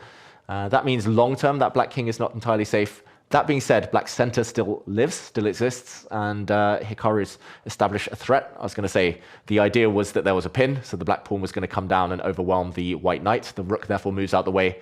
Not purely defensive though. Hikaru might be facing a pawn storm from Levon. And okay, who's storming each other? Who's storming whose pawns here? But look at Hikaru's face. Is he unhappy? Time to think on every move. I suspect I'm better, but... All right, he suspects he's better. The bar doesn't completely agree, but sometimes it's more important to just have like a good feeling about the position. And Hikaru obviously feels like he's got a lot of space. He has 3 pawns in the center of the board, so he seems to be feeling confident. Yeah, and he was right that he was slightly better if he hadn't pushed this third pawn. I think 2 pawns you can hold. Like earlier, this pawn on f6 before it moved, like it was defending the center. The other one's quite well defended by multiple pieces. So I think he's just made things a bit more loose, if that makes sense. Like this pawn now is undefended in the near future. Suddenly it's quite a heavy burden to bear. It's too good to be true. Yeah. There's 3 pawns in the center. Oh, and there comes the challenger. The pawn storm that you were expecting, David. And now Hikaru is forced to ruin his perfect pawns. Exactly. The move you want to play is to step forward, but that comes with complications. You have to calculate what happens if white just starts exchanging things. And yeah, there we go. He trades off bishop for knight first. Taking the pawn on f4 would have been terrible for the black pawn structure. The remaining pawns would all have been isolated and weak. So he does keep the 3 intact, but he has lost some control over the light squares in the process. And this is not going to be easy for either side to play with time ticking dangerously low now. And Hikaru, his king cannot castle. It's kind of weak. But now Aronian is also making his own king weak, but also attacking towards Hikaru. So both players here having a lot of ambition and marching forward with their pawns. Oh, and why is that a bad move? I mean, it's blowing open the center. And I think maybe just the fact that the black king is easier to get to, it's closer to the action. That's why Hikaru is struggling in this position. But Levon has so much choice. Does he take this pawn? Does he take this pawn? This pawn? He's got 3 choices there alone, let alone the bishop exchange as well. 4 big options. Levon trusts his instincts and takes a pawn in the center. Magnus is in a complicated endgame, apparently. This is a super complicated middle game we have in front of us. And it does look like Hikaru is not in his comfort zone. That's the main thing. He's getting attacked, which he hates. And it's also a Levon type of position, I'd say. Wild. That's what I've also noticed about Levon's amazing 2025 chess year was that he really isn't worried, and maybe the fact that he's gotten a little bit older, he doesn't feel like he has anything to prove. He's not as focused about qualifying for the candidates. Like he's playing a lot of tournaments for fun, and then you can kind of see him have like this joy and kind of carelessness when he's playing. So this is exactly the kind of games that he likes to play when there is chaos everywhere. Pawns are being taken. Nobody has a safe king. It's just chaos everywhere. Yeah, that's the key. The fun, the freedom to play good chess. Like you need to not get kind of bogged down thinking about draws, results, about blunders. Hikaru has got back into the game though. I don't like Levon giving up this pawn, the black rook allowed to take it. I think maybe he could have guarded that pawn and kept an advantage. Now, the big question is whether the black knight can leap forward with a fork on the white queen, the white rook. It does do that. Ooh. The queen could have checked in the corner, but the black rook would have gone back to block. The queen gave a different angle check, and now the knight is hanging. It's pawn up for Levon Aronian, but suddenly if anyone's king is weaker, maybe it's the white king. There we go. There's a huge pin on this diagonal. He's desperately trying to get the queens off Levon. He wants to bail out into an endgame. He knows he can at least hold, but clock's a dead level. Yeah. Oh, have we just seen a blunder from Hikaru Nakamura? Queen takes queen, looks very, very strong here. He wants to take back with his rook, but that would be a huge mistake. The white rook would be able to give a check, and the white knight would jump in to hit both black rooks. Hikaru's reacting. He's blundered. He had to take with the pawn. Oh, that is bad. Look at these pawns. Huge weaknesses now, both of them. And both of them are down to approximately a minute left on the clock. The knights are traded. Both pawns kind of suck, but apparently it's Hikaru who has the biggest problems, and he's one pawn down as well. Wow, and here we see both sides now down around the 1 minute mark and under. Hans Niemann won his game with only 50 seconds spent. Wow. That is incredible, but that's what the players are going to have to do now from this endgame. They've only got 50 seconds left. They need to speed up, and Levon is the one in the driver's seat. Pawn up, active rooks, targets. Black only has 4 pawns, and they're all isolated. This is really, really scary. And now Hikaru has to play defense, defend his pawn close to his king, while Aronian, he is attacking the other pawns on the other side of the board. But look at Hikaru's reactions right now. Oof. He knows his Yeah, I'm loss. too slow. You got to find a trick. You got to find a trick. Can he find a trick? They both have 30 seconds left. Oh, there's not many pieces left, so it's going to be difficult to find a trick. Although Levon, wow, going walkabout with his king. That is an adventurous piece. He's going to close the door here. There we go. He's locked the door behind his king, which is actually super safe. No checks around it, and the white pawns are just going to win this game. No tricks. Levon so close now, under 20 seconds though. He wants that new queen. He's so close. Oh, and the white king is so safe. It can step forward and take a pawn if it wants to. Levon, he's not known for his pre-moves though. He's not known for his mouse speed. Red, clock, 10 seconds, 8 seconds. 10 seconds left. He's got a new queen though. Hikaru hasn't given up. Oh, wow. 5 seconds. Come on, Levon. Get rid of the rook. Get rid of the pawn. And now you can pre-move. And Hikaru resigns. There we go. Wow. He really kept us on our toes there, Levon. He wasn't... he was taking his time in those final positions. He really played it close to the knuckle there. But Levon, it would have been easy. The reason Hikaru resigned, you just push your pawn, pre-move to victory, and eventually the queen and rook create a ladder checkmate. And 3 seconds more than enough. But Hikaru's going to be kicking himself. That was not a great game for him. And let's take a look at the standings. Now we see that Magnus, he also won his fifth game, and now both him, Aronian, there are significantly fewer players now with the perfect score. I see Sam Sevian, who's also done well in these Titles Tuesdays. There's going to be a big matchup in the next round for Magnus. But a lot of the best players now, like the top ones, Maxime Vachier-Lagrave, some of them have now lost half a point on their journey to the sixth round. Yeah, and they know they need to kind of stay in shape, keep winning in order to try and stay in the remaining pack, in the chasing pack there. Magnus, I got confused for a second because I thought he was playing someone else, but no, he's playing Pranav, the world junior champion. Oh. And here we go, Magnus with black, in the black t-shirt, looking sharp. I feel like a lot of the games we've seen from Magnus so far has been a Sicilian. I feel like all of them, it's like it's his theme for the day. No more troll openings from Magnus. No, starting to take it seriously. It's a new year, new him. Exactly. And no messing around from Magnus Carlsen. This is one of the main lines of the Rossolimo Sicilian, which is white bringing the bishop out to b5 very early on. Magnus has popularized this from the black side since 2018, his World Championship match against Fabiano Caruana.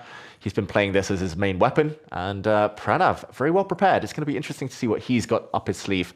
A pawn push stops the bishop coming out now to this square. That has been prevented. And something is coming. It might be a novelty. It might be the wait list. Remember, everyone, go join. You see it at the top of your screens. In the meantime, Magnus brings his bishop out, and it looks like a healthy position for black. And Pranav, he, in the first game week of this split, he got the somewhat bitter 11th place, so he didn't get any points for the total leaderboard, and then he got a 16th place also. So I think he really wants to get some points finally. He's been playing a lot of Title Tuesdays. He's certainly often competing with the best. Maybe today will be his day. Yeah, there's always got to be hope. There's always got to be something motivating players, and that could be it. Top 10, Esports World Cup, so much on the horizon in 2026. And we see Magnus now with some questions to answer. He's better, apparently, with black. His opening preparation was superior to his young Indian rival. But there are questions about this knight. Will it get trapped at some point in the future?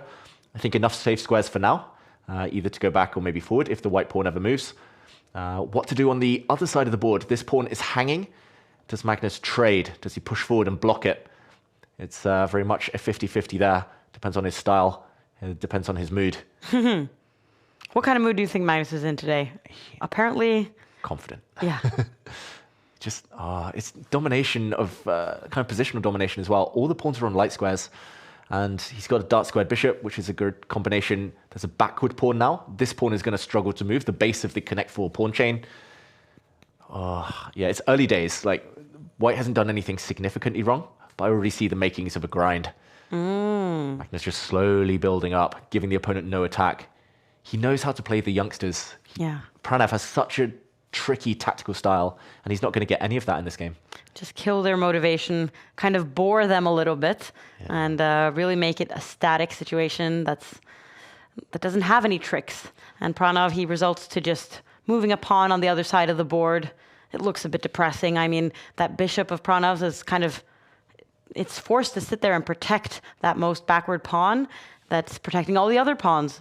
So, yeah, he's struggling to get his pieces out. Yeah, and Magnus is happy to chip away at the center now from the side, trying to erode that strong pawn chain. I'm a bit surprised. I thought maybe just leave it, like put pieces on the B file, remind white that that pawn is eternally weak now. But Magnus is happy to change the structure slightly. The white knight now moves out the way, and okay, Magnus continues just improving his pieces. It's very instructive, like the gear changes that Magnus has. Sometimes he kind of presses the acceleration. Sometimes he just puts on the brake, and you never know with him. Other players, it's like consistent. It's like go, go, go from move 1, but not with Magnus. Maud, at least his bishop's better now. Yeah, well, it's a big pawn. It's a super big pawn.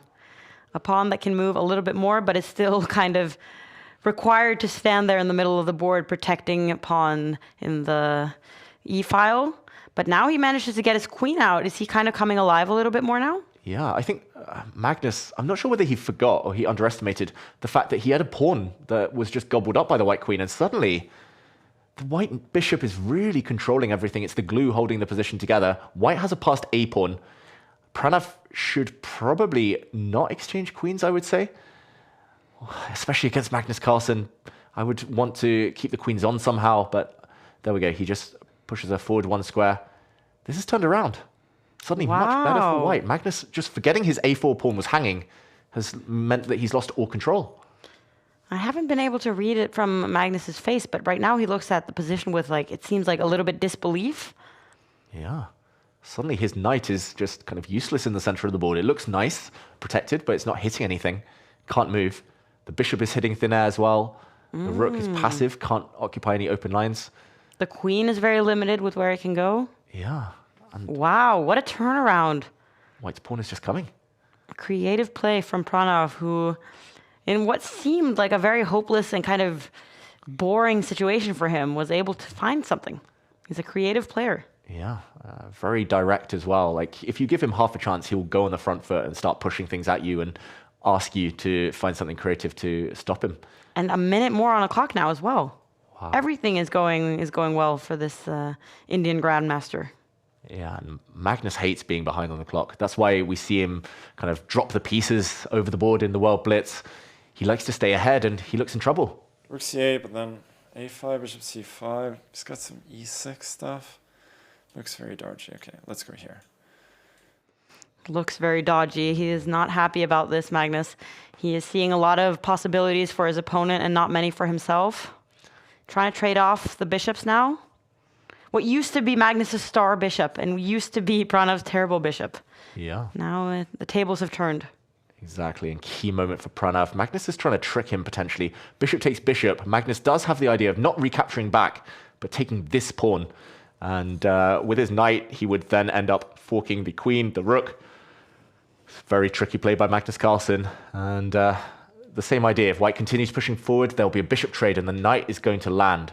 So Pranav needs to get out of that. He defends with his rook, very passively though. He was shaking his head, Pranav. He didn't want to make that move, but maybe it was necessary to take a timeout. And to keep the pressure on Magnus's clock as well. Sometimes just making a quick, practical decision can be a good idea when you don't get any extra time. There's no increment. And the players can use the clock as a weapon. And it's kind of like a game of hot potato. It's like, now it's your turn, now it's my turn. You just need to get the potato away from you so that your clock is not running. Exactly, and Magnus there was trying to tease a queen exchange. He was begging for the queens to come off the board, which might have been fine for Pranav, but he kept the queens on, and now takes with his knight. That's a pawn sacrifice, but this pawn in the center is irrelevant compared to the white a pawn advancing, so Magnus stops that. He clamps down the pawn's advance, hit the white queen as well. Now jumps in with his knight. Magnus is going into draw mode. He just wants the pieces off the board. He wants to trade the knights, trade the queens, and go into a rook and pawn endgame he thinks he can hold, but he doesn't look happy again, Magnus. Still low on time. And we know that Magnus is always quite obsessed with managing the perfect 11 out of 11 score as long as he thinks it's possible. So the fact that he's kind of accepting that maybe I just have to take the draw in round 6, it's pretty unusual. It speaks to the fact that Pranav has been playing very well in this game. Exactly. Pranav has been fantastic after the opening, which was a bit shaky. Yeah. But now it's back to level. It looks like we can count the pawns. It is equal on the board. Black has doubled pawns, but white also has a weakness in the center. And yeah, it looks like this game is going to fizzle out now. Don't take this pawn yet, though. If the white queen would come up with a check and win that rook in the corner, that would have been a double attack. Therefore, Magnus goes on the defensive. But yeah, I think a draw is the most likely, unless the clock comes into play. We've seen him flag before. Are they going to try to flag each other? Who do you think is more likely to flag or to play for time? I would have thought Magnus, but I feel like since the fact that he's kind of just barely hung on into this game now for so long, he's finally reached a somewhat even position. I think he might be more accepting of the thought that this could be a draw. But Pranav, he's been very ambitious, but he's spending too much time now. Maybe Magnus will seize the opportunity now that he sees that he has a time advantage. Exactly. You just got to make moves and hope. Pranav shakes his head. Oh. What's happened here is the black rook coming in. Ooh. Oh. You can't take. There would be a race there with the pawns. Black's pawn, though, will queen and come and take a pawn with check if you take those rooks off the board. If you don't, then Black's rook is going to come and take some pawns now. And Black is winning. He needed to go for that queen endgame. Gosh. Oh, Pranav didn't want to suffer in a queen endgame. Now he's losing all his pawns. And he still has lower time, but he's noticing now that this is getting hopeless. Magnus has seemed to awaken a bit. Yeah, Magnus grabs another pawn. Endgames. It's always endgames. Magnus Carlsen. Pranav sits back, resigns. What a turnaround. But we'll take those any day. Magnus not feeling like it was the most deserved win ever, but he was able to trick Pranav, who's looking through the game now and realizing his mistake. And he played so well. Heartbreak. And in the meantime, we have Durabaili, Azerbaijan Grandmaster against Nicholas Theodorou. No time on the clock. It looks like white is a queen up right now, but it is a draw because Black's rook can give check forever. You can give check with the rook. Oh, and it's even a loss. He's even blundered into a checkmate. The white king, it was mate in one with the rook. Rook to d2 would have been a checkmate when the white king stood there, but now new queens. This is panic. Oh, goodness. Where's the black king hiding? Is it going to be a perpetual check with the white queen? Check, check, checking. He takes a pawn, 5 seconds each. The clock is so red. Oh, this is so difficult. No safety for the king. The queen defends, and it's a blunder. The black knight comes back. That's a check, giving up the rook. The queen was hanging. The queen was hanging. He pre-moved to miss it, and there we go. Wow. With 0.1 second left on the clock. Wow, that was very strange. That was just pure chaos. I think both of the players are going to look through the end of that game and be like, what happened here? Especially Nicholas Theodorou. He had mate in one when he had 8 seconds left. Yeah. Should have spotted that. And he ended up losing on time. Ooh. And now Durabaili gets to play against Magnus. So that was quite the treat. And immediately, like, you had 0.1 second left on the clock, and then you immediately get paired with Magnus, and now you're having to play against him with the black pieces. I mean, this is pretty brutal. Yeah, no time to go get a drink, no time to visit the bathroom or de-stress. Straight into the fight again, and Magnus starts with white. It's another Sicilian. Magnus is on the white side this time, and he plays the opening he kept playing at the World Rapid Blitz. He played this nearly every time against the Sicilian. Bishop c4. I was told this was a beginner move when I was young, but he seems to make it work. Yeah, I also didn't think that was like a respectable choice.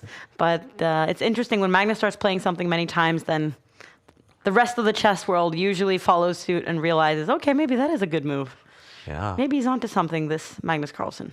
And the other player who's been playing this for years, of the top guys, it's only really been Levon Aronian. Okay. So interesting. Maybe Magnus borrowed it from Levon and kind of put his own twist on it.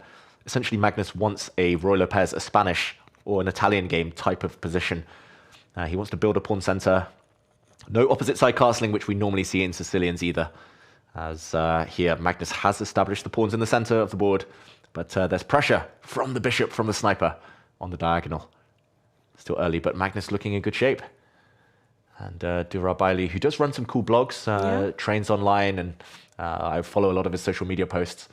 And yeah, he's going to be a tough opponent for Magnus. In the meantime, shout out to Chin Yun Yuan for your comment at the top there. Appreciate it. Aww. No one appreciates you. Where's the love for Maud? Okay, next comment about Maud. No. But anyways, we see here that Durabaili, he is also very concentrated playing against Magnus. And he knows this is a very good chance for him. He's got a perfect score so far, doing very well. Has done well in so many Title Tuesdays, but still hasn't been able to clinch the victory, which I know is a goal for so many of these top players. Yeah, always a goal. And Magnus's goal in the meantime with this last pawn exchange is to get the queens off the board. We know by now how devastatingly strong he is at endgames.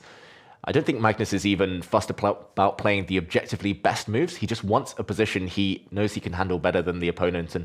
And the reason this doesn't give an advantage for white is because the pawn in the center is somewhat overextended. With queens off the board, this pawn is a bit weak. The bishop is hitting it. At some point, the knight will come out to hit it as well. And Magnus will need to compensate with active piece play. The white bishops look good for now. But how can Durabaili get his pieces out? If the black knight moves for now, the white rook comes into the 7th rank, and that could be really annoying. Early days, but it's just the type of position we've seen Magnus win so many times, week in, week out, year in, year out, and he looks confident. Yeah, it's impressive to me that the players keep trading their queens with Magnus, because I feel like that's his superpower. So often these kinds of end games where you're maneuvering and there's just like a very small advantage for white, in this case being that Magnus has a bit more space and he can develop his pieces perhaps a little bit more easily. So it will be fun to see now how Magnus continues. Yeah, great move there from Durabaili. He's blunted the white bishop on this diagonal now. It's just staring at a wall of pawns. That is not a happy piece anymore. And it also does cement the weakness in the center. Now this pawn is not going to advance and cause any nuisance. It's essentially a target for the rest of the game. And as long as the white pieces aren't allowed to get out to good squares, I think he's doing quite well here. Wow, such calm play though, like you said, recovering from that 0.01 second game, bouncing back, playing Magnus, and keeping a very healthy position with black, looking solid. Wow. And it's Levon Aronian against Maxime Vachier-Lagrave, as we can see at the top of the screen, and perhaps Levon can move on to 7 out of 7. That's another big game. We might get to that one later. In the meantime, Magnus is pushing his pawns. He loves pushing his A-pawns.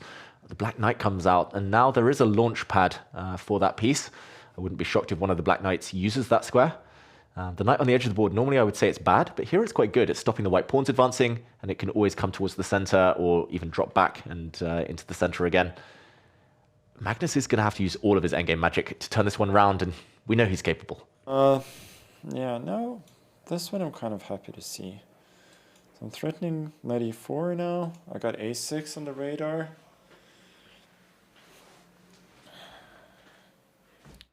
Okay, so Magnus is, he's scheming. He has some plans in the position.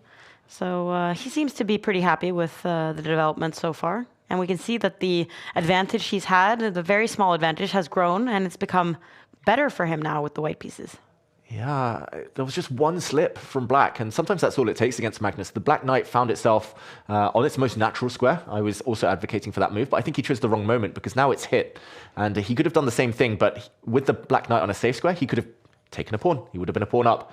So now the problem is that Magnus is just in time to hit with a pawn on a6. And they do say that all of Magnus's pawns, his past pawns, they always promote. His pawns on the 6th rank, they always promote. In endgames, he just installs these pawns, and watch out for that one to become the winning piece a bit later. And there we see Magnus happy to counterattack. He's giving up his rook in the corner, but he's hitting the black rook at the same time. And when the dust settles, it's going to be level material, but Magnus is going to have pressure against the pawn on a7 for eternity. The black rook is going to be trapped in the corner, and the black bishop is just dead. Yeah. So Durabaili now with 2 dead pieces, both the rook and the bishop. So this is looking promising, and I feel like when Magnus starts looking at his camera and talking more to the viewers, it means that he's realizing that this is going to go pretty well. Yeah, this is Magnus in kind of masterclass mode. Yeah. He knows there was a shaky moment, but he rode it out. The opponent made a small slip, and that was enough. And yeah, unless he can somehow win material, I don't see it for Durabaili, but unless he can somehow stay in this game, it just looks like Magnus is winning long term. The rook at least improves itself, but Magnus is going to come in with his rook, or wow, just trades off. Oh yeah, because the black bishop isn't going to be in time to defend. Yeah. White's bishop is going to take back this rook and then come back to this diagonal to feast on a pawn. And it's also suicidal to move your rook away and allow White's rook to come up with a check. That would force black's bishop into a pin, and it would be lost very quickly. It's game over. Wow. And Durabaili, he is realizing, he's upset with himself that he let this game where he was hanging on for quite a while, and it was so minuscule. I'm happy that you were able to point it out, David, because it felt like just suddenly out of nowhere Magnus was winning. Exactly. And there we go. Magnus, his plan is to just take this pawn, move his bishop out the way, and this white pawn is going to decide the game. Durabaili is about to click that resign button. Magnus takes another win, 7 in a row. Wow. That means that the 11 out of 11 is definitely on his mind. When you've made it this far without any missteps, then you can be pretty sure that the form is there and Magnus is confident, but he still has a lot of difficult players to face on his road towards 11 out of 11. So, and there's still some minutes left of this round. So let's take a look at Nils Grandelius, the best Swedish player playing against Hikaru Nakamura, the best American player. Let's go Scandinavia. Yeah, arguably Scandinavia's number 2 okay, over fine. the last few years, I would say. Nils Grandelius, super consistent. He's actually been a second for both Magnus and Hikaru. So this is interesting. Nils was a second for Hikaru at the last candidates, and it's turned around. It looks like just in this last move, in a level-looking endgame, Nils has blundered. He forgot about pressure on the second rank, and now he's totally pinned. He's totally stuck.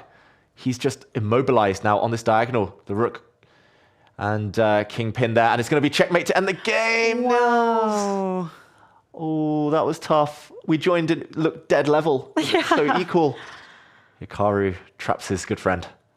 And we see also that we get an update that Maxime Vachier-Lagrave and Levon have drawn, which means that Levon no longer can have the full score. There's only one person who has the perfect 7 out of 7 right now, but there are still some games ongoing. But I don't think anybody can catch up to Magnus. No, nobody can. Sina move ahead.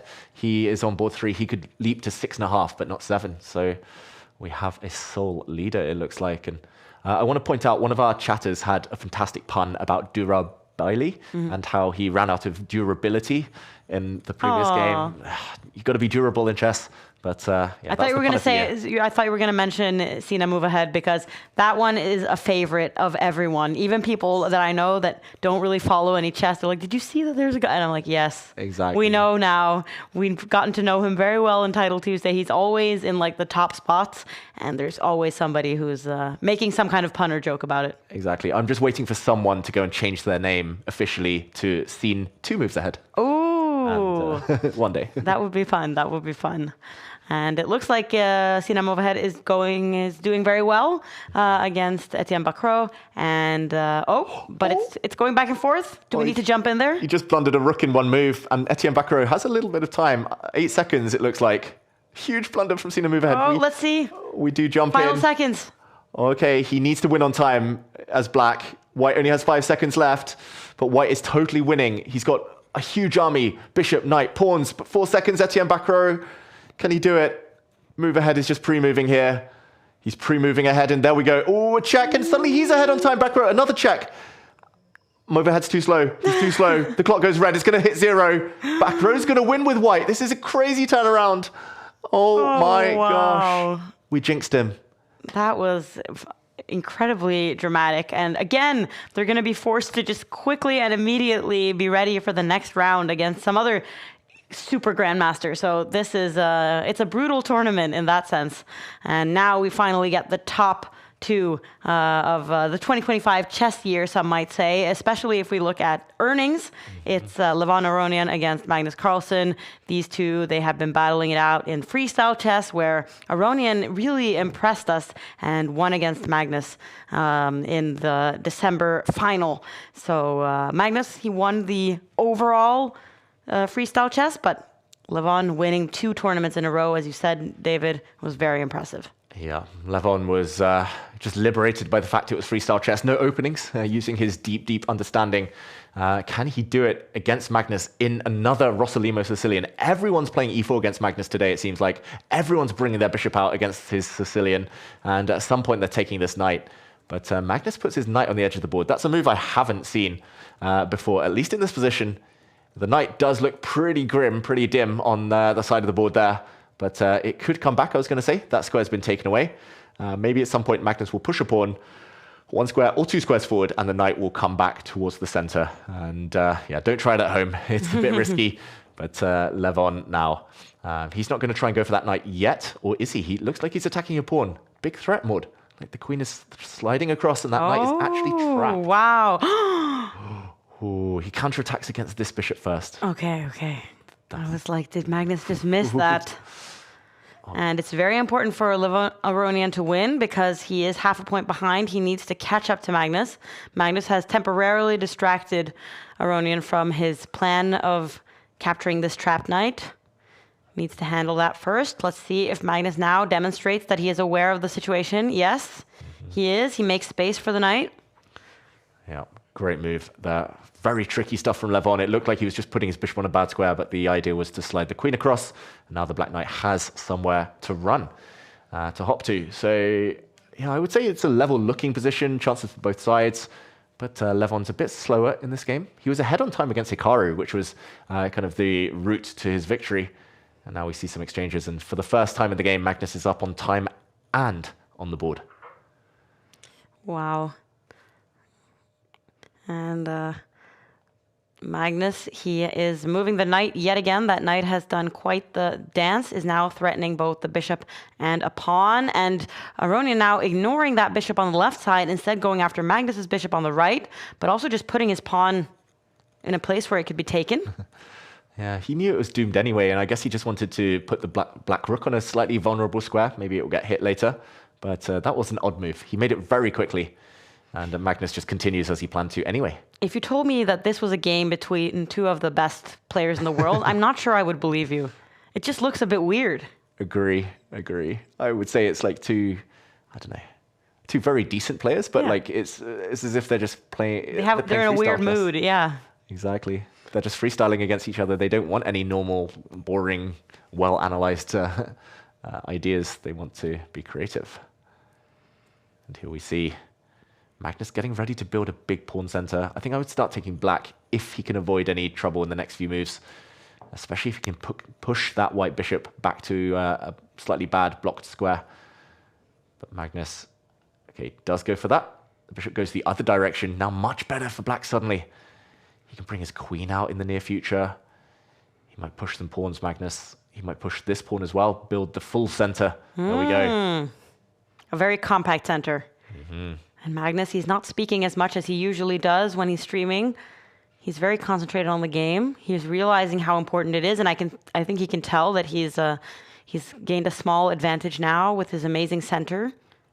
Yep, and the white pawns don't look impressive. Like the 3 on the right side will not beat black's 2 ever. Like they don't create a pass pawn. You don't really want to push them. But that does mean the black pawn's in the center, maybe the more mobile of the 2. The one thing I will say is the white king is going to be super safe. In Blitz, this is actually one of my favorite pawn structures because you can put a king there. It's never, ever going to get checked. And that means you can just focus on the rest of the board. Don't worry about getting mated. So Magnus making a face. Yeah. Then rook f8. Magnus was making a face, but now he's saying that, oh, my next move is very obvious. Put the rook on the open file. Oh, actually changes his mind, follows the queen that Aronian is moving around. They're very even on the clocks. It feels like they're kind of following each other. And they're both kind of waiting for the position to erupt into something. Yeah.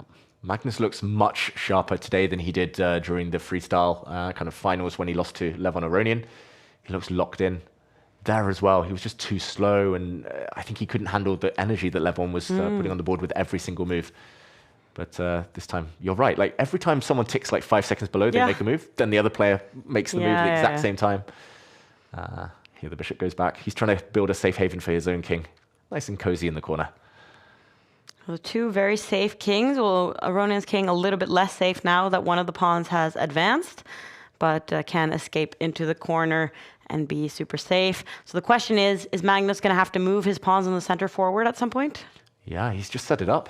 This is the key moment. I don't think it can be stopped.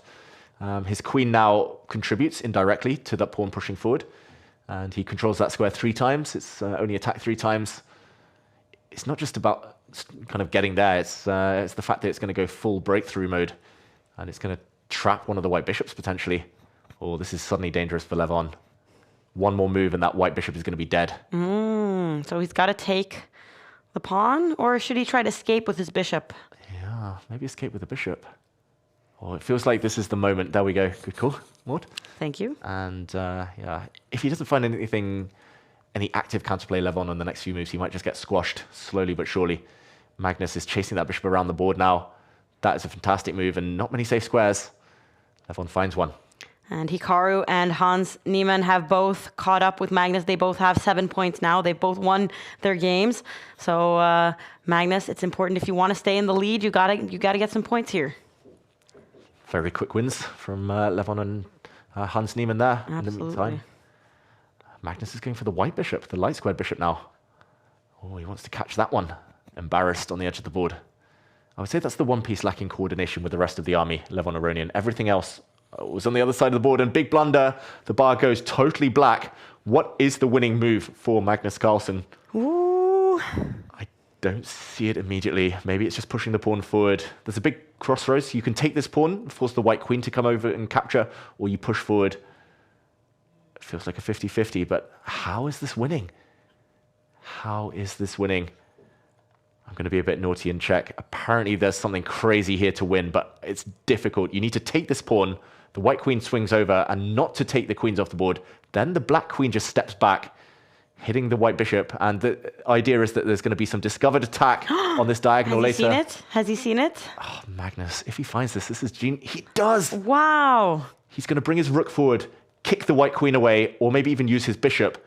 And when he does evict that white queen, the pawn is stepping forward, discover check, game over. Amazing.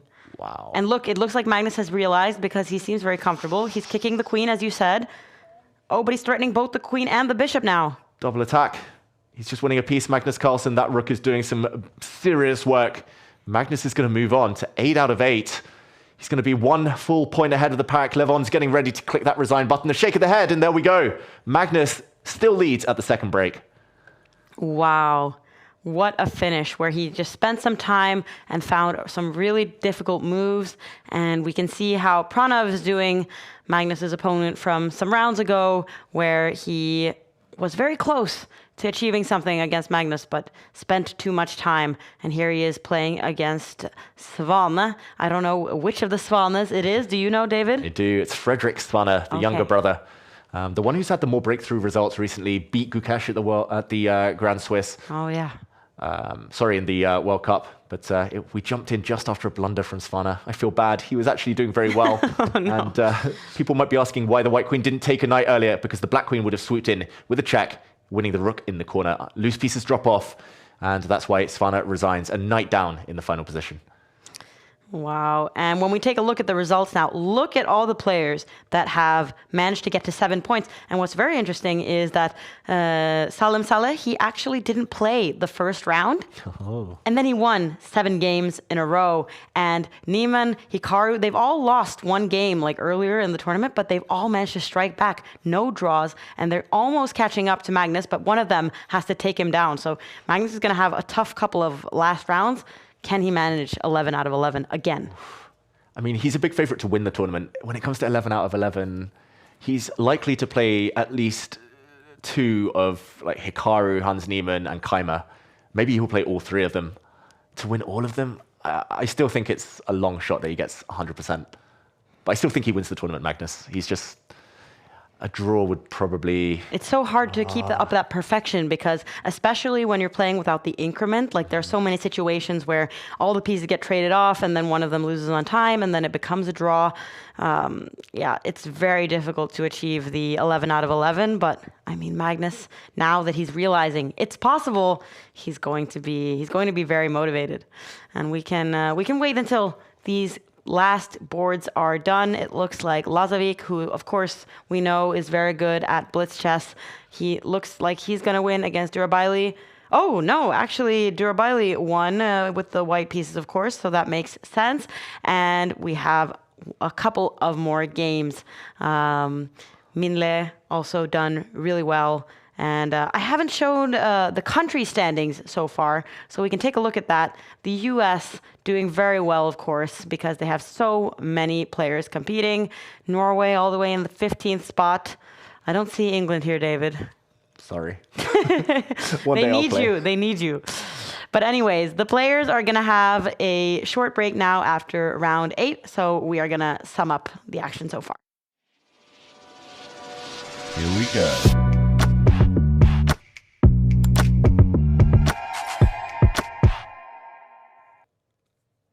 And here we see some images of the 2 guys in the studio. They can see each other, which is also probably a little bit inspiring for Faustino, who's done really well. Aside from the games where we've been visiting him, he's won all the other games. So he's been very unlucky with what we've been showing. I know. I feel bad. Like round 1, I felt like we jinxed him. Like he was so close. And then a bit later, losing by, what was it, point something seconds. Yeah. Yeah. But it's good to see he's back on the winning trail. And maybe come the end, we'll see him emerge onto the top 20 and maybe even face some of the big guns. Faustino, of course, yeah, just great to have him here. Like, I'm hoping that he and Magnus get some time to chat, to bond later. But yeah, the other player in the studio, Magnus Carlsen, just looks phenomenal. He looks so locked in and continuing that hot streak at the World Blitz. And an amazing 8 out of 8 for Magnus so far, who hasn't been like, he's been in trouble, but he's managed to get out of it. And he seemed pretty confident. So let's take a look at one of the action replays from round 6 when he was playing against Pranav. And we jump in just at the moment that Pranav has a dilemma. He needed to actually take that rook off the board. And then it would have been a pawn race. Both pawns would have promoted. We would have seen new queens on the board. It would have been a king and pawn endgame, then a queen and pawn endgame, and Pranav would have been able to hold. But we saw him stay in this rook endgame and be punished for it. Magnus had 4 pawns versus 3. The black pawns all connected. That is the key. And the final blunder by Pranav, he dropped his pawn. The black rook coming across to give some checks. Game over. Magnus in an endgame is a beast. That was a tough, heartbreaking loss for Pranav. Yeah, and Magnus admitted that that's not the ideal way he wants to win games, but whatever works, it works. And he's so good at like finding these situations to put pressure on his opponents, even in situations where it seems like it shouldn't be possible. So Magnus in great form in blitz chess, no surprise, just became the world champion, just got his 20th world championship title. I mean, what else is there to strive for than the perfect 11 out of 11 right now? Yeah, I mean, he just loves chess. That's what keeps driving him. He just wants to keep going. 11 out of 11 would be, I think, the cherry on the cake.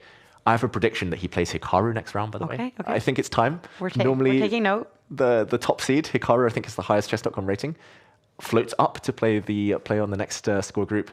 So I think that's what motivates Magnus, just beating an opponent once, twice, just beating them every time. And do you think if Magnus plays a really nice game against Hikaru that he will share it on the new Take app? It's very possible.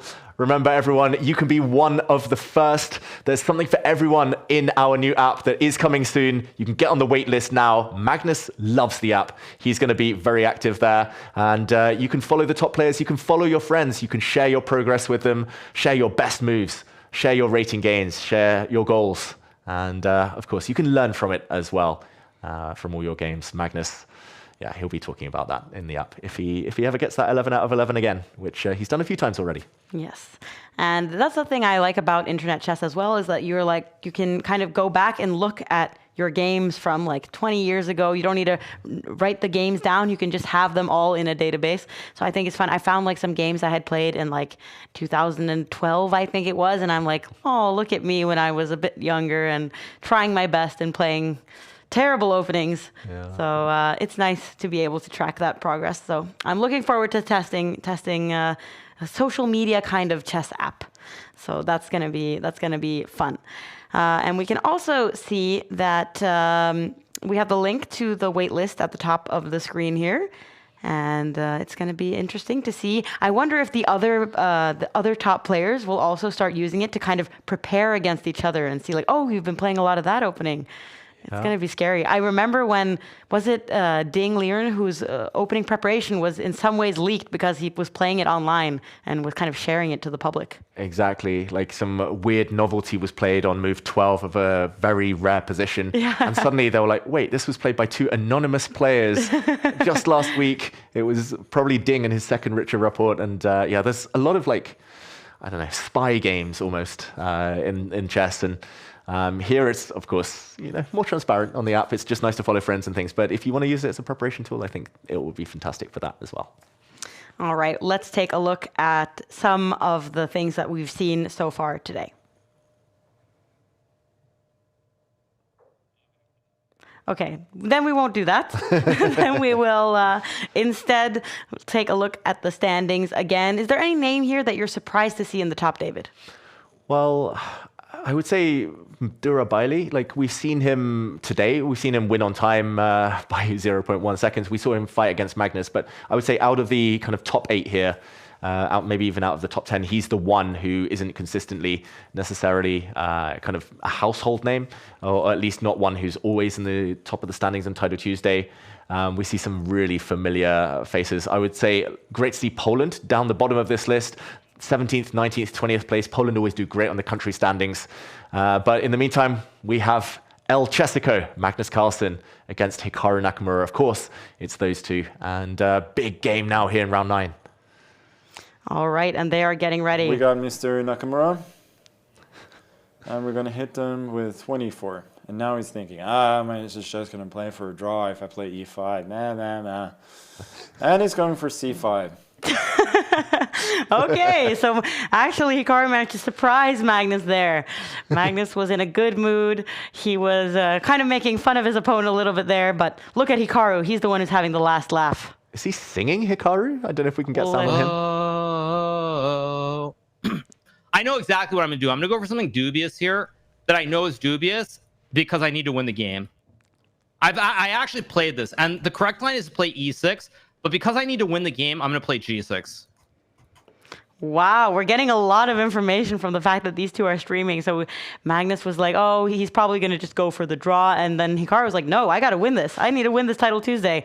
So I'm not going to play the moves I know to be true. I love it. I love it. Like, would you define that as trash talking? It's like borderline, right, for both. They're both trying to predict the future, but they're like, oh, yeah. I mean, Hikaru just wants to win this game. He's in great spirits, of course. Magnus trying to get inside Hikaru's head. Magnus watches a lot of Hikaru's streams, so he knows the type of thing Hikaru says. But yeah, in the meantime, it is that dubious line that Hikaru mentioned. I've had this myself actually from the white side, and it tends to be a bit better for white. Again, pawn center, the theme of the day so far. Magnus also has a bishop pair to back it up, but you have to watch out for the sniper on the long square, on the dark square diagonal, and some pressure from the queen. I thought Hikaru was singing again. I'm trying to hear him. He's certainly singing something. Silent singing. Darn it. I really wanted the sound of this. Hikari Nakamura. Okay. Caught in a bad romance. Okay, rook b8 looks like a move. Wow. Romama gaga ooh la la. Roma ma gaga ooh la la. Okay, bishop c4 looks a little bit weird to me. This is very funny. I feel like chess commentary is our chess commentary was challenged there, David. I mean, how could you say it better than that? I know. I didn't want to interrupt. No. I mean, this whole relationship, Magnus and Hikaru, it feels like a bad romance where they're just they love each other, but they're trying to beat each other over the board. And yeah, it's nice to see Hikaru in such good spirits. I've seen a lot of TikTok edits of Magnus and Hikaru's. Like, oh, really? They're very strange, these edits. I recommend them for people who don't even care about chess, because the way they are edited makes it seem like there's some kind of dramatic romance and they're always jealous of each other and they're secretly friends. Like, it's very funny. Yeah, and they're almost in sync. Like, Magnus had a kid, 3 months later, Hikaru has one. And now they're in sync on the board, on the clocks. Exactly. We got a viewer saying that imagine if this was allowed over the board, just singing bad romance. Why not? Why not? Like, you got to beat your opponents, somehow over the board, on the clock. You've got to get in their heads. Why not be able to distract them too? I think chess is heading more in that direction. We see a lot of players like Esports World Cup play with headphones. And the crowds are allowed to cheer, so why not the players allowed to sing? In the meantime, Magnus no longer with an advantage, apparently. He did play his bishop out to c4. We heard Hikaru say, oh, bishop c4 feels wrong. Just 3 moves later, Magnus had to bring that bishop all the way back home to f1. So Hikaru was right. And suddenly, Magnus has a bit of a problem here. The rook is attacked, and the only 2 safe squares are to trade off for the black rook. Once that happens, there's going to be a total obliteration of the center, and black is hitting it with 1, 2, 3, 4 pawns, 4 pieces, and Magnus has let things slip. He's giving up his rook. This is exploding. Show goes on. Maybe I got lucky by accident. Like, I didn't even see this move. I only saw rook c2, rook b1. Wow, so Hikaru's saying that he might have gotten lucky because now he is slightly better according to our evaluation bar. Magnus not speaking as much. He seems to be concerned. Yeah, Magnus is not happy. This is the most trouble he's been. Is Hikaru going to start singing again? He looks close. Let's see. Or queen c7. No, he's still talking chess. Yeah, Hikaru has the advantage here. For those at home, because of the pawn structure, it's not so much about the bishop pair anymore for white. It's all about the fact his center was broken. And if you count the weak pawns, white has 1 in the center that could get attacked by a black knight. Not yet, because the knight is pinned. But there's also 2 isolated pawns. Now 3 pawns, actually, all under fire. And Hikaru's pawn structure, meanwhile, very harmonious. Magnus strategically suffering. And he's saying to Hikaru, please take this pawn now. Once the dust settles, white's bishop will go snipe from afar. But Hikaru's not going to oblige. He's not going to clarify this. He's going to bring his rook into the game. Hikaru's in the driver's seat. There we go. Looking very nice. This is the type of position Magnus would love, to just turn the board around and play from the black side. And it's very inspiring that Hikaru is so aware of the tournament situation, the fact that he is 1 point behind Magnus. He has to win, so he's going to take some chances, and he is slightly better. He knows he has a good opportunity, but will he overextend the position a little bit, perhaps, in the search for a win? Yeah, and at least in the first split, in the autumn split of Tidal Tuesday, Hikaru had a good score against Magnus. He did take, I believe, 1 loss, but he also won a few games. Magnus was blundering a lot against Hikaru, and it does feel like, again, the dynamics between these two, the head-to-head, it keeps going back and forth, and this time it might be in Hikaru's favor. The clocks are still level, but can he turn this into some kind of tangible advantage? Hikaru still can't really take this pawn in the center, as this pawn on the side of the board would be hanging long-term, so he goes with his knight instead. That's a great move. Oh, that pawn is attacked 3 times now. Magnus in big, big trouble, has to defend it. We'll look at his concentrated face. He's not saying anything. And he's spending some time. He's calculating. Rook b1 is no good. I can also feel like when Hikaru's singing and he's kind of like talking about completely other things than chess, that's when you can tell like he thinks he's doing really well. Yeah. And when Magnus is just speaking like in chess notation, that means his mind is completely in the game right now. He's not thinking about anything else than finding the best move. Exactly. He knows he's in trouble, Magnus. And whoa, he goes for a bit of a speculative sacrifice. That bishop was untouchable because the black knight was hanging. And Hikaru reacts very quickly himself. That was a missed opportunity for Hikaru Nakamura, who could have brought his knight forward, not backed up with the queen.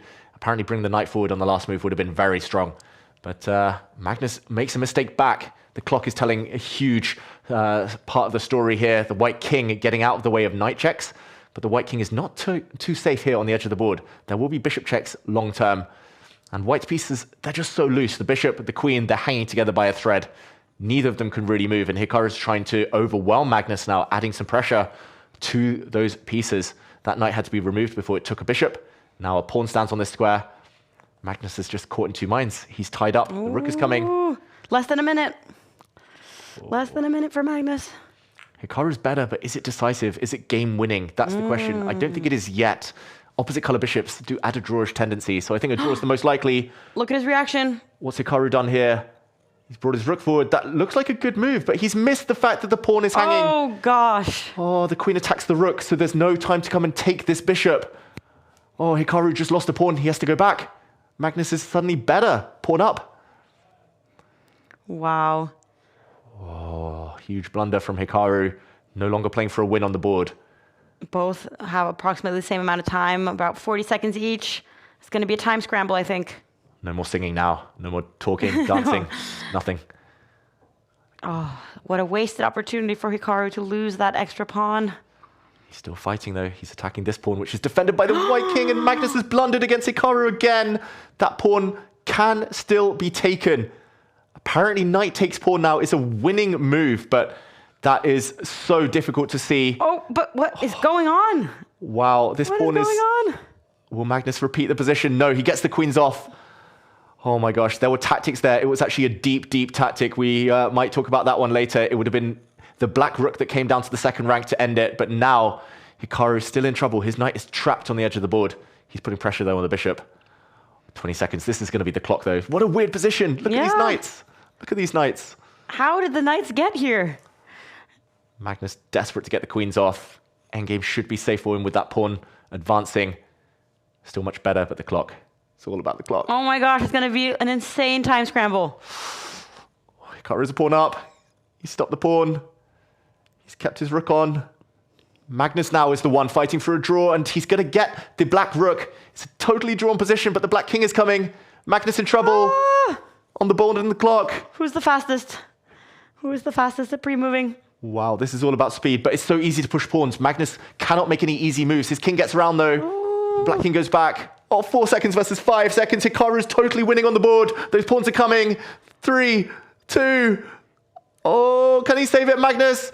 No, it's a check, and Hikaru is going to make a new queen and win the game. We see Hikaru lean back and win. Oh, wow. Good game, but come on, that was a bit of a choke. Wow. No. So knight b3 was a... Okay, let's hear what Hikaru is saying. He seemed to be... He was celebrating a little bit there, Hikaru. And Magnus immediately goes to analyze what went wrong. Something on b3. He was aware that he had a decent position earlier on. Knight f2 is actually winning? What the heck? Yeah, you can see what he was saying in that situation. Both of them, look at them. They're both like throwing themselves back in the chair. They were both like astonished from that ending. And here's the worst part. They have to just keep going. And oh, look at Hans Niemann with his new haircut. Just like Magnus. Wow, the new buzz cut. And yeah, they mirror each other, these top players somehow. Hans, just looks totally different. Yeah. But it's not a totally different opening for him. He's playing the Berlin. And Hikaru is playing a forced draw line. I fear that this game might be over before we know it. Hikaru just beat Magnus. He's on the same score now as Magnus, but they're going for a forced draw. The queens are going to do a dance here. Oh, I've seen this dance before. Wow, the famous Berlin draw, the infamous Berlin draw. Nobody likes to see this, but there we go, game over. And that is a lifeline for Magnus Carlsen, who faces Vincent Keimer now. The winner of the previous game week in this split, Vincent Keimer, when there was not many of the other top players there. He won Title Tuesday, and there were actually 5 players at 8 points now that Hikaru was able to stop Magnus on his way to the perfect score and the way to stop Magnus of winning the tournament. But now these two both have 8 points, and either one of them can take the lead if they win. So Vincent has a lot to play for here. That's right. And Pranav is the final player who could also get to 9 points, it looks like. But this one, if there is a winner, they will go into the final round as the favorite to win the tournament. Magnus losing with white means he has to defend with black.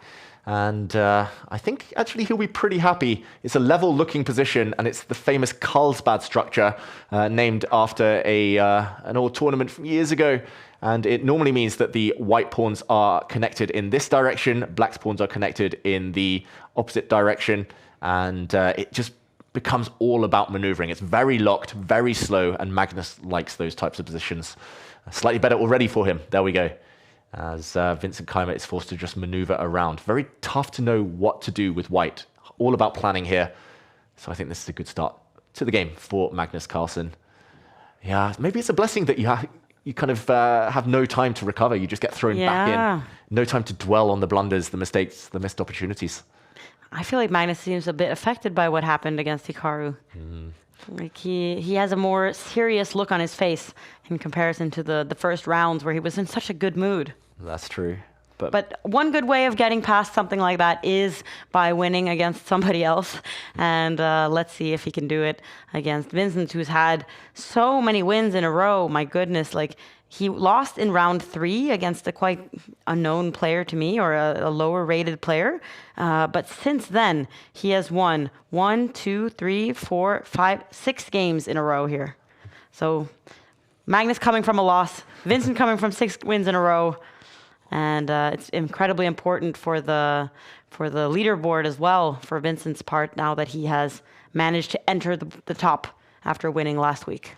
Yeah, it's fascinating because normally if you told me someone's won 6 in a row, I would say like the confidence is there. They've got all the ingredients to keep that streak going. But Magnus after a loss is another level. Oh, okay. Like he nearly never loses 2 games in a row, Magnus Carlsen. And I think if you look at his performance rating after a loss, it's just superhuman. It's probably 3,000 rating Magnus Carlsen.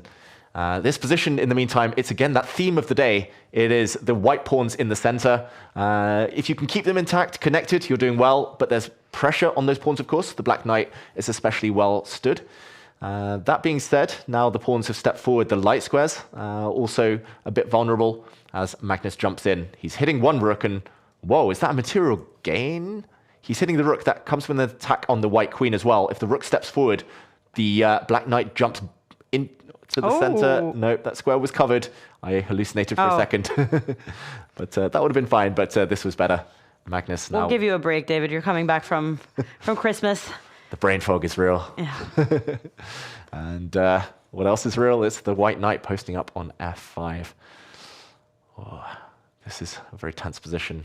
I could see this going either way. Either Vincent Keimer whips up some attack on the king side, utilizing this knight somehow, maybe with a rook lift later, getting the rook across, but you need to clear some pieces out of the way. It's either that, or Magnus just starts collecting on the queen side, isolated pawn, and wins a long endgame.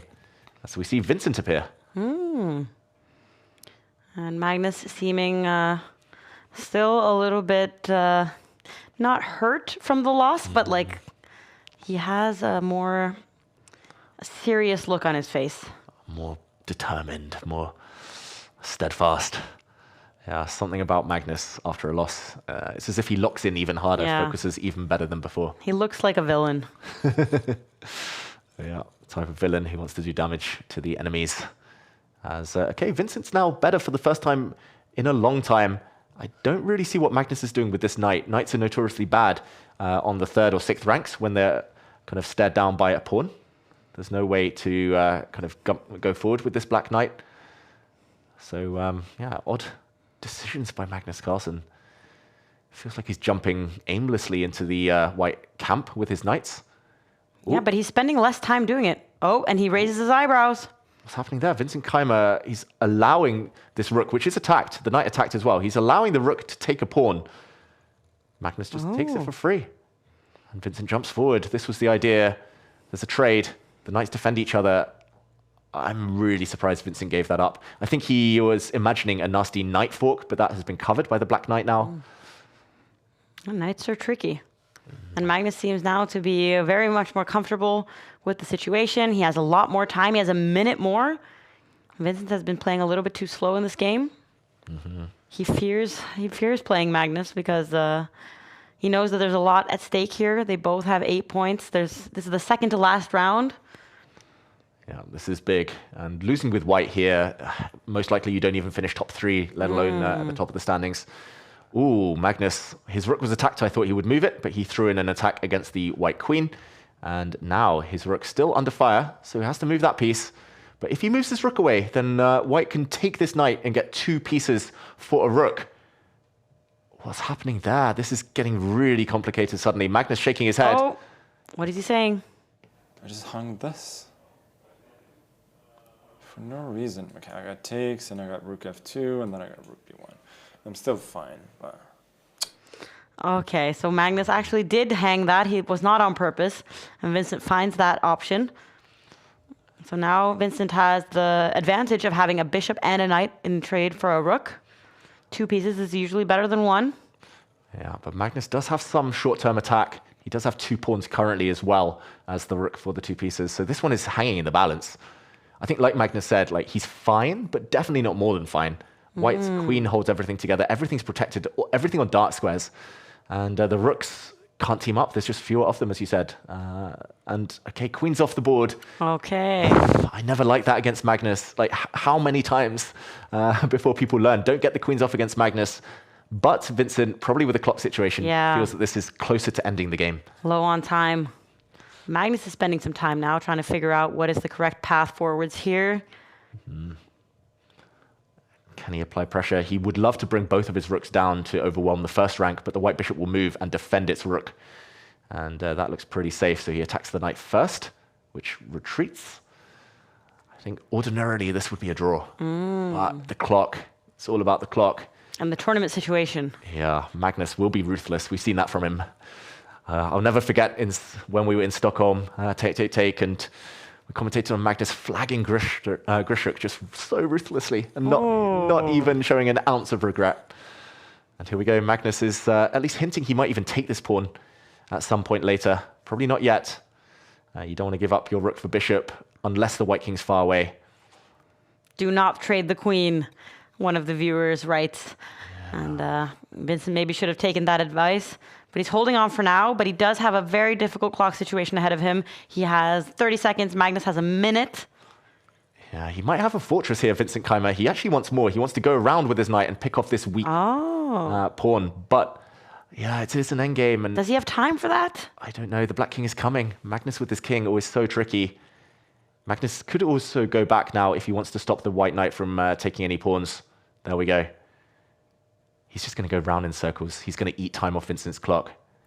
I don't think Vincent's got enough left. 20 seconds is borderline in these types of positions. You need a rook on the board to give some checks or make some quick moves. Yeah, because he has no checks, Keimer, right now. Yeah, it's just not easy. He's just put his bishop here. Just move his king up and down now. Yeah, that could be. Oh, but also you want to defend your knight. You could suddenly... And also, the moment you start admitting this is the only move I'm going to make, then Magnus could suddenly pick the pawn on c5 and just surprise Vincent. Or just like bypass the en passant and hope to catch Vincent in a pre-move. Yeah, exactly. That's even smarter, probably. Magnus, I thought he was going the other way. But Magnus is spending way too much time. Wow, Vincent's pre-move. It's evened out. This is a totally equal position. And it's evening out on the clocks as well. Magnus has wasted so much time. Where did his 30-second advantage go? Wow. Magnus he pre-moves. That was so risky. And now Magnus is losing. Oh, God. That was such a gamble. Now Vincent's going to make a new queen. The bishop's coming. Oh, my God. Magnus is self-destructed. He's down on time as well. Vincent can easily pre-move this. The bishop covers the pawn. The white king is going to come in. This is game over on the board. 3 seconds, though. Vincent slowed down. God. 2 seconds each. Vincent, what's happened? What? Oh, my God. Okay. I mean, what a mess. Wow. No. He was being so slow there at the end. I am just absolutely losing my mind with little Tom.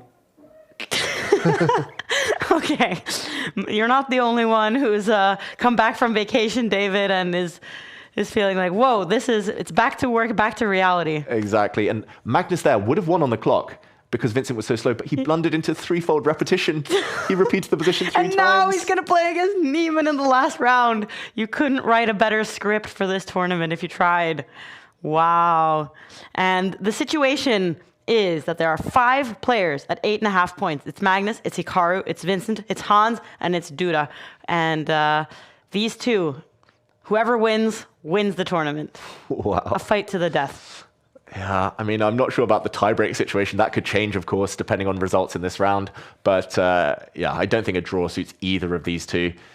Wow. If Magnus had won that game, as he possibly should have done, then he might have been tempted to go for a draw against Hans, and his tiebreak would have been good. He would have at least secured top 2, top 3. But okay, here we go. It's a Slav defense, and it's going to be a fun one. He's asking Hans Niemann to take this knight, double the white pawn structure. He gets the bishop pair, though. Hans takes a pawn instead, and Magnus is likely to, at some point, go after that pawn again.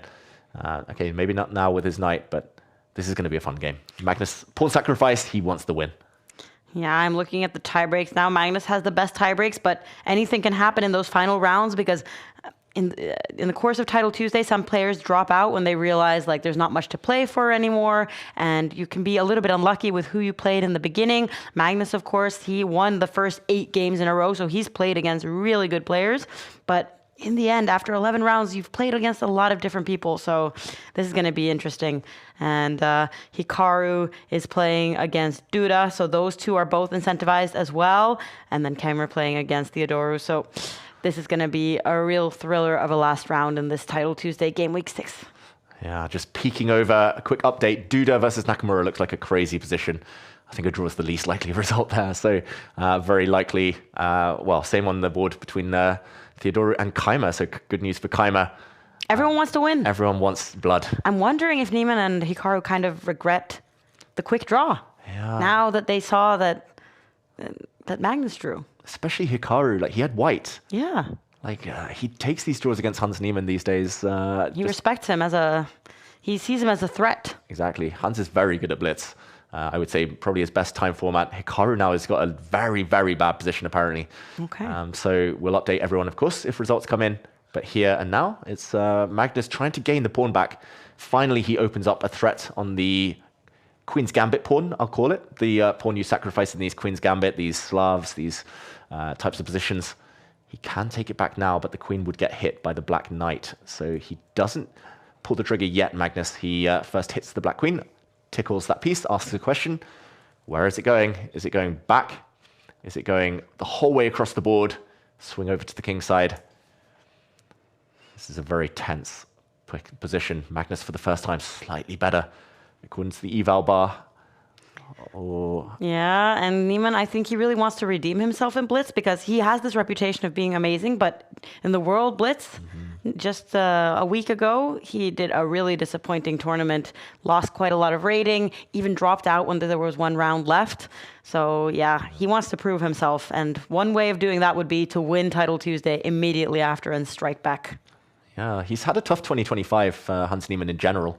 Like, he didn't quite make it to the Esports World Cup final bracket. He didn't quite make it. The Grand Swiss lost in the last round to Giri. It feels like he keeps losing in the last round. Yeah. And, okay, World Rapid Blitz in general, he had a tough time. So. And he got a 4th place in the Rapid, right? So that was an amazing result. But, of course, it's also a little bit like, oh, getting 4th place. You just missed the podium. That's true. Yeah, he needs a big win right now.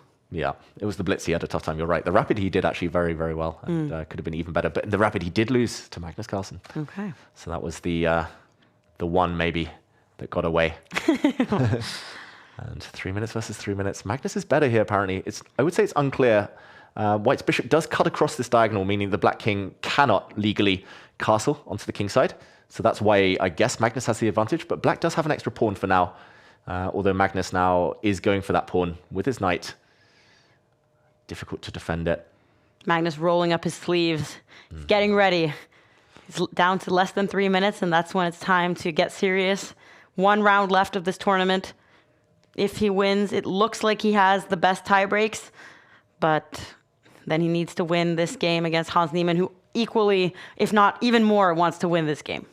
Definitely.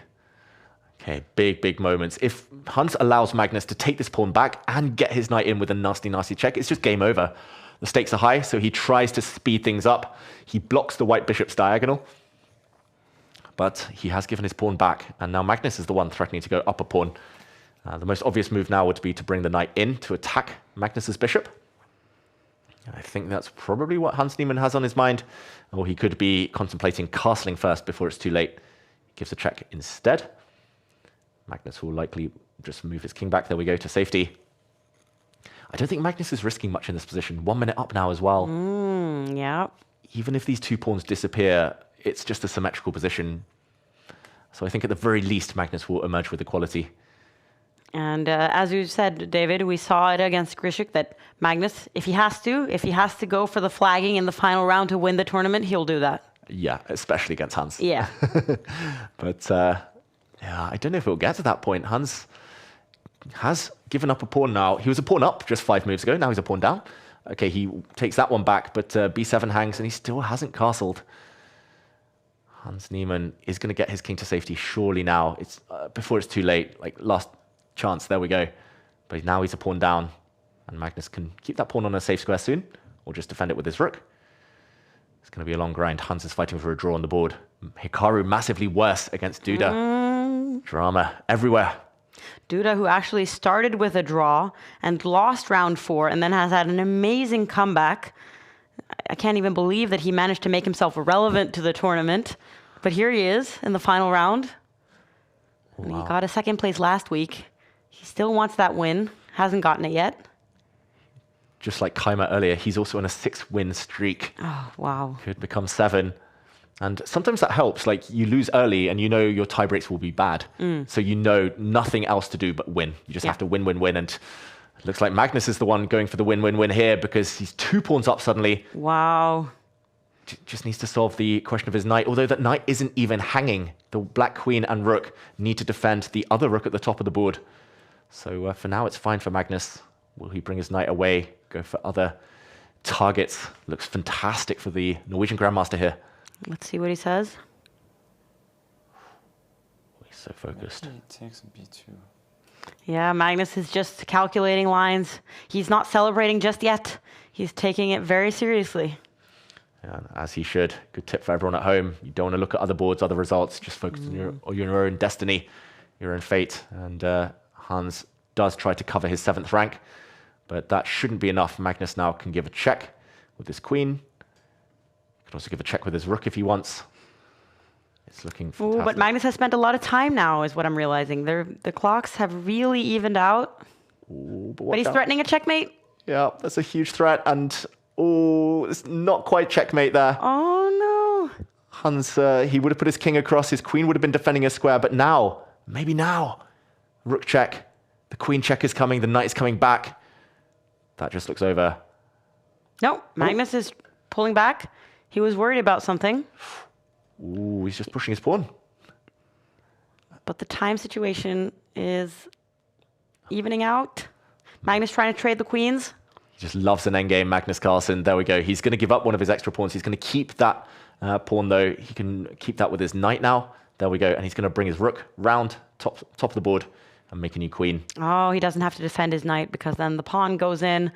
So Magnus is free to go help that pawn. This looks like the simplest way to win. He looks comfortable.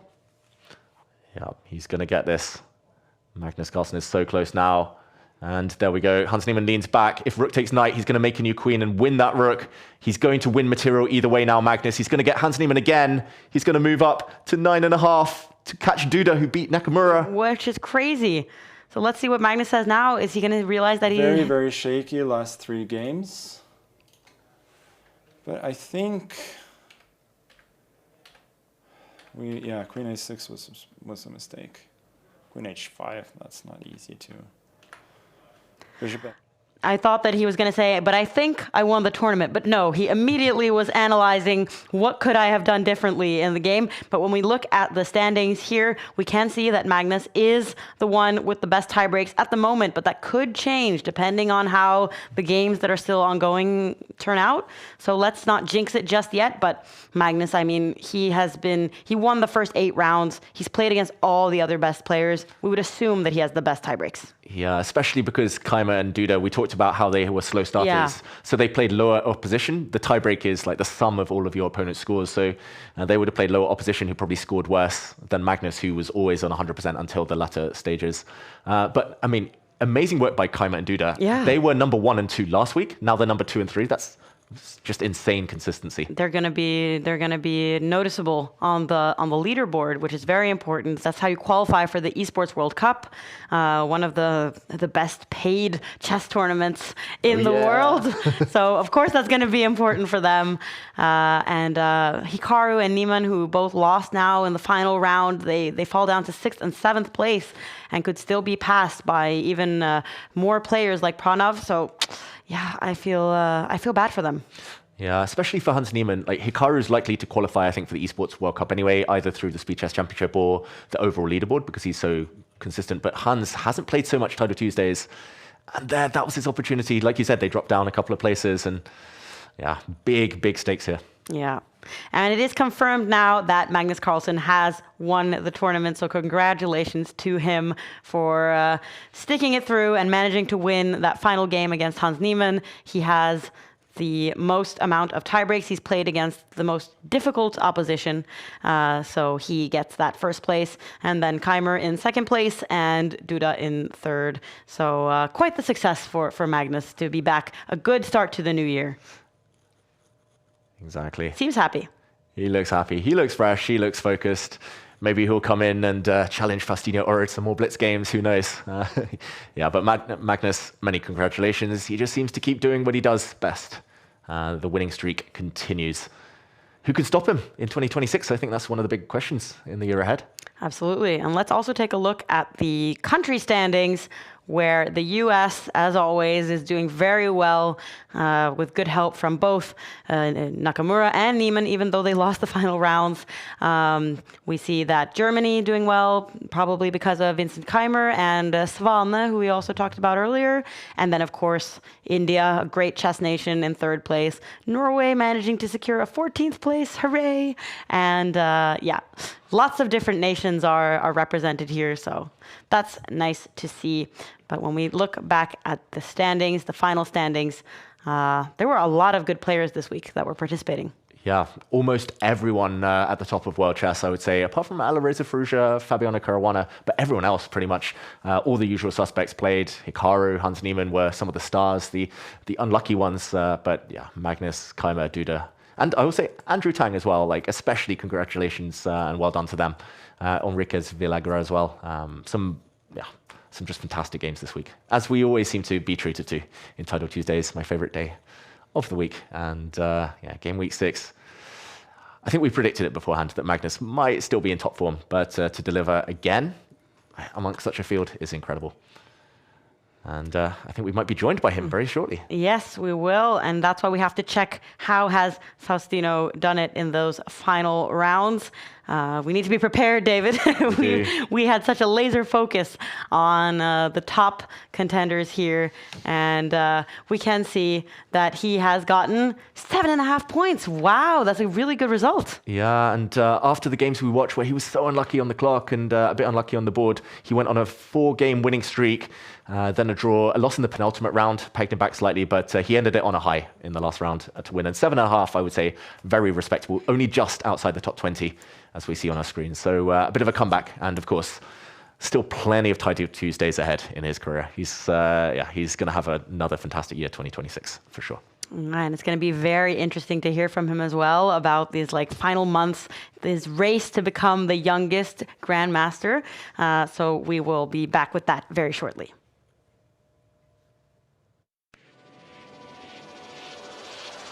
Here we go.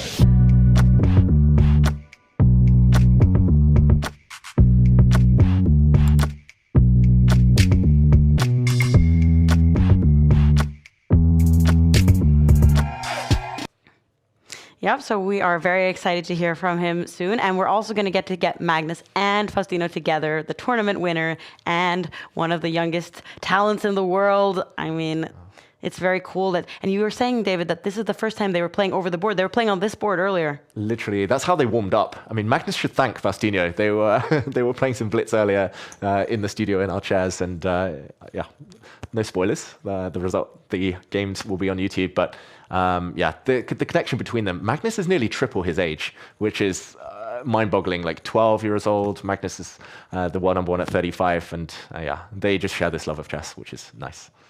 All right, so I'm very excited to welcome Faustino into the studio now, and we will be shuffling some chairs. Faustino, you can take this chair here, and we have a microphone for you. And welcome and congratulations on winning the final round. Yeah, thank you. Yeah, anyway, I play like careful chess, but yeah, I won some games that I should lost, a lot of games, but yeah, I did 7.5. I believe I got 40th place, so yeah, obviously could be better. So yeah, but it is what it is. It's my fault. The air is bad in the Dave Cave. It's my fault. And what was it like playing in the studio? No, the studio was nice, and the whole like the mouse and these things was nice. The computers and that things, yeah, like it was a nice experience for me, and I will try to be back. Yeah. And in addition to playing, of course, you are basically a professional chess player. You're hunting for the Grandmaster title. You're also doing some streaming.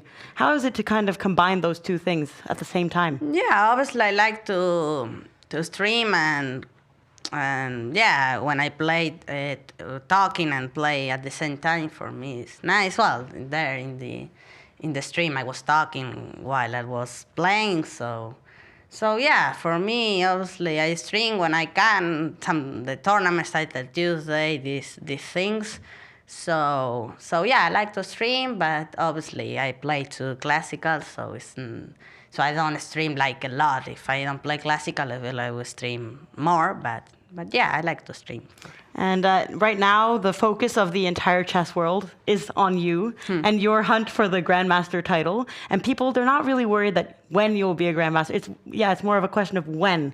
When are you going to get the title? Are you very stressed about this record, or are you mainly focused on just playing your best chess? No, I'm not too focused in the record. I'm more focused in trying to play better chess, trying to improve all the days, but obviously, if I get the record, it's better. Obviously, have the record for me is, well, it's important, but obviously it's more important to improve and play good chess. And the next thing you're playing now, that is the Tata Steel tournament. Yeah. The challengers, the B section, like I play, the last year, 2025. So are you excited for that? Yeah, I'm excited. Obviously, a lot of grandmasters, and I'm excited trying to I will try to do it better than last year, which was a disaster. But okay, I will try to do it better for sure. But do you feel a lot of pressure? I mean, you're only 12 years old, so it's... No, I don't feel pressure. Obviously, I try to play my best chess. Only I'm trying to play my best chess and focus in the game and these things, but I'm not having pressure in winning or these things. Well, that's probably very important. And you were playing the Rapid and Blitz as well. Yeah. So what is your favorite time format? Yeah, my favorite time format is the Blitz for sure. It's I believe the funniest one. But yeah, obviously I like classical and Rapid too. But I believe Blitz is the funniest one, and you can play more games. And for sure, Blitz is my favorite one. All right. And Magnus, he is also going to be joining us. So we can do a little shuffle of the chairs, and maybe we can send our little vignette while we are fixing things. Here we go.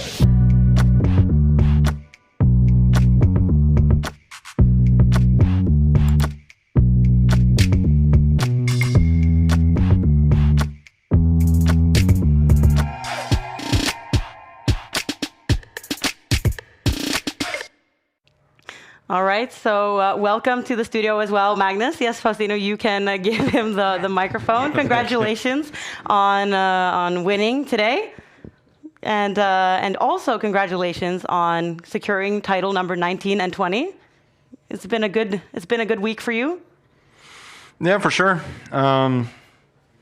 It always gives you a little bit of confidence going into these events to have done well at Speed Chess recently, but every event is a new one, and it was good to get off to a good start this year too. And what was the biggest challenge? You said that the last 3 games, a little bit ups and downs, but did you ever feel like you were worried you weren't going to win this week? Yeah, I felt there were definitely some nerves and a little bit of a drop in energy contributing to that. I felt I probably put a very good effort in for a while, and then I was a little bit running light at the end, so that made it a bit tougher. And of course, playing some of the best players in the world, it's not easy. But fortunately, I built myself a little bit of a cushion. I had a 1-point lead going into the last 3 rounds, and yeah, it turned out to be enough, barely. Did you know that Hikaru was singing "Bad Romance" by Lady Gaga while he was playing against you? No, I didn't know that, but that. Does that make it even song. worse? It's a good song. No. It's fair enough. And that game sort of was a little bit typical of our games recently, which is, a little bit tense, and that sometimes means that the quality is not going to be perfect, which is a bit annoying. And while we have Faustino here, Magnus, you have also experienced being 11, 12, 13 years old and having the entire chess world's focus on you. Do you remember what that was like? No, it's a very long time ago. I do think that there are more important things right now than records. I think that's the most important thing to think about. So I think he's a great player. He has a wonderful positional feeling for chess, which is quite rare among such young players. And he seems to really, really love chess. Seeing as he plays a ton online, and he plays every tournament that he can play, and he also seems to have great support to kind of let him do his thing. So I would focus on just trying to keep it light, not think about results a whole lot. And he's on an incredible path. Believe me, it's fun to be that much into something and be that good at it at such an early age. So just enjoy it, and the pieces will fall where they may. Faustino, what do you think of what Magnus is telling you about this?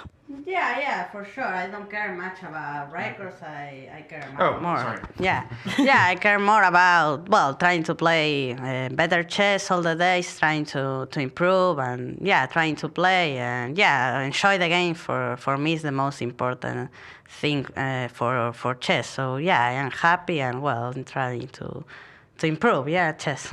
And what is it like being, people are calling you the Messi of chess, you're being compared to him. You also moved from Argentina to Barcelona. Is that something that you appreciate, being compared to him? Yeah, obviously I watch football. I like Messi for sure. I watch him a lot of games, but sometimes I watch football, but I'm not focused in the football, obviously. But I obviously like to be compared and with Messi, and I am happy, and that for sure is important. What about you, Magnus? What football player would you most like to be compared to? Sorry. I don't know, Haaland maybe. Okay. Although I think our styles are a bit different, but I am a Madrid fan personally, but I shouldn't say always. but I've kind of come to appreciate Messi more and more. I think Faustino is a lot better at 12 than Messi was at 12. He's on a good path. Just embrace it and enjoy it, and one day Messi will be lucky to be compared to you if he continues. And Magnus, of course, a great end to 2025, great start to 2026. Now, do you have any New Year's resolutions? What would you consider as a good year in 2026?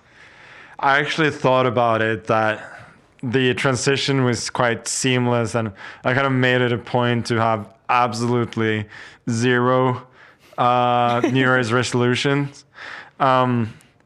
Also because, to make it through very, very long days of Rapid and Blitz, I was relying on caffeine and sugar a bit, and I thought that would be the most obvious thing in terms of resolutions, to try and cut that out when the new year started. But I was like, I deserve a little bit of indulgence in the new year, so I don't have anything particular as to what a good year would be chess-wise. I don't know if I can keep up a little bit of the same level like any year, that I can still be a little bit better than the others would be fun. Apart from that, I don't know.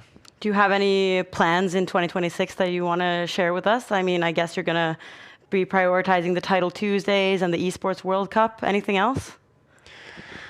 No, I'm most of all, I'm excited in the first few months of the year to spend a lot of time with family. It was really, Norway is absolute hell at this time of year. It's the worst. You wake up in the morning and there's no light. Then you wait for daylight, and there's not really, today there was a bit of sun, but most days there's not really daylight. It's just more kind of grayness and darkness. But apart from that, spending quieter days with my family, being more with my wife and son, has been really nice. So I'm looking forward to that in the first few months of the year. Chess-wise, we'll, I guess, take it as it comes. We got the Speed Chess Championship and then Vice Nows afterwards. But before that, I don't think I'll be doing a lot chess-wise, except for playing Title Tuesdays and hopefully still competing. Yeah. And with those kind words, thank you for coming to Oslo, Faustino. Do you think it's very dark and depressing here? Yeah. It's very, very cold, a lot of snow, and I don't like much winter. I prefer summer and these things, but in summer for sure is better weather than this. Yeah. Okay. With those great words, thank you to both of you for stopping by the studio, and we look forward to seeing the game that you guys have played. No spoilers for the people watching here. We're going to be posting that to YouTube. So congratulations, Magnus, and thank you for coming here and visiting us. And David, let's sum up what's been going on today. Yeah, it's been a fantastic day, Title Tuesday, the first one of the year. Magnus Carlsen, of course, coming out on top. But best of all, we've had two fantastic players here in the studio, and a good way to continue the split. All right, and let's do another one of our vignettes that we show when we're shuffling chairs around. Here we go.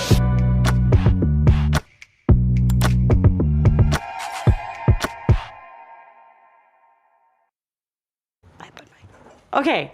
All right, guys. So Magnus won. We can maybe take a look at the leaderboard, and now that we have another game week. Game week 6 is finished. Mm-hmm. And as you said, David, we had both Duda, we had Kamer, who have both been very consistent in their performances right now. And we can see that they've made massive climbs on the standings here. Yeah, this is huge. This is big news and good news for Jan Krzysztof Duda, who moves up to 3rd place in the winter split.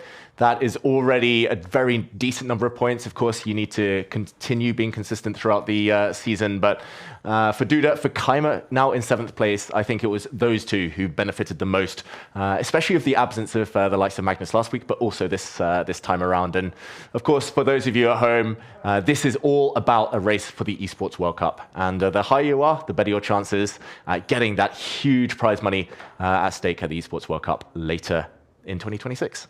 Which we know is one of Magnus's few plans. As he said, he's going to be spending some time with his family now, but he will be playing in Title Tuesday. So this is the place to watch. Write it down in your calendars every single Tuesday.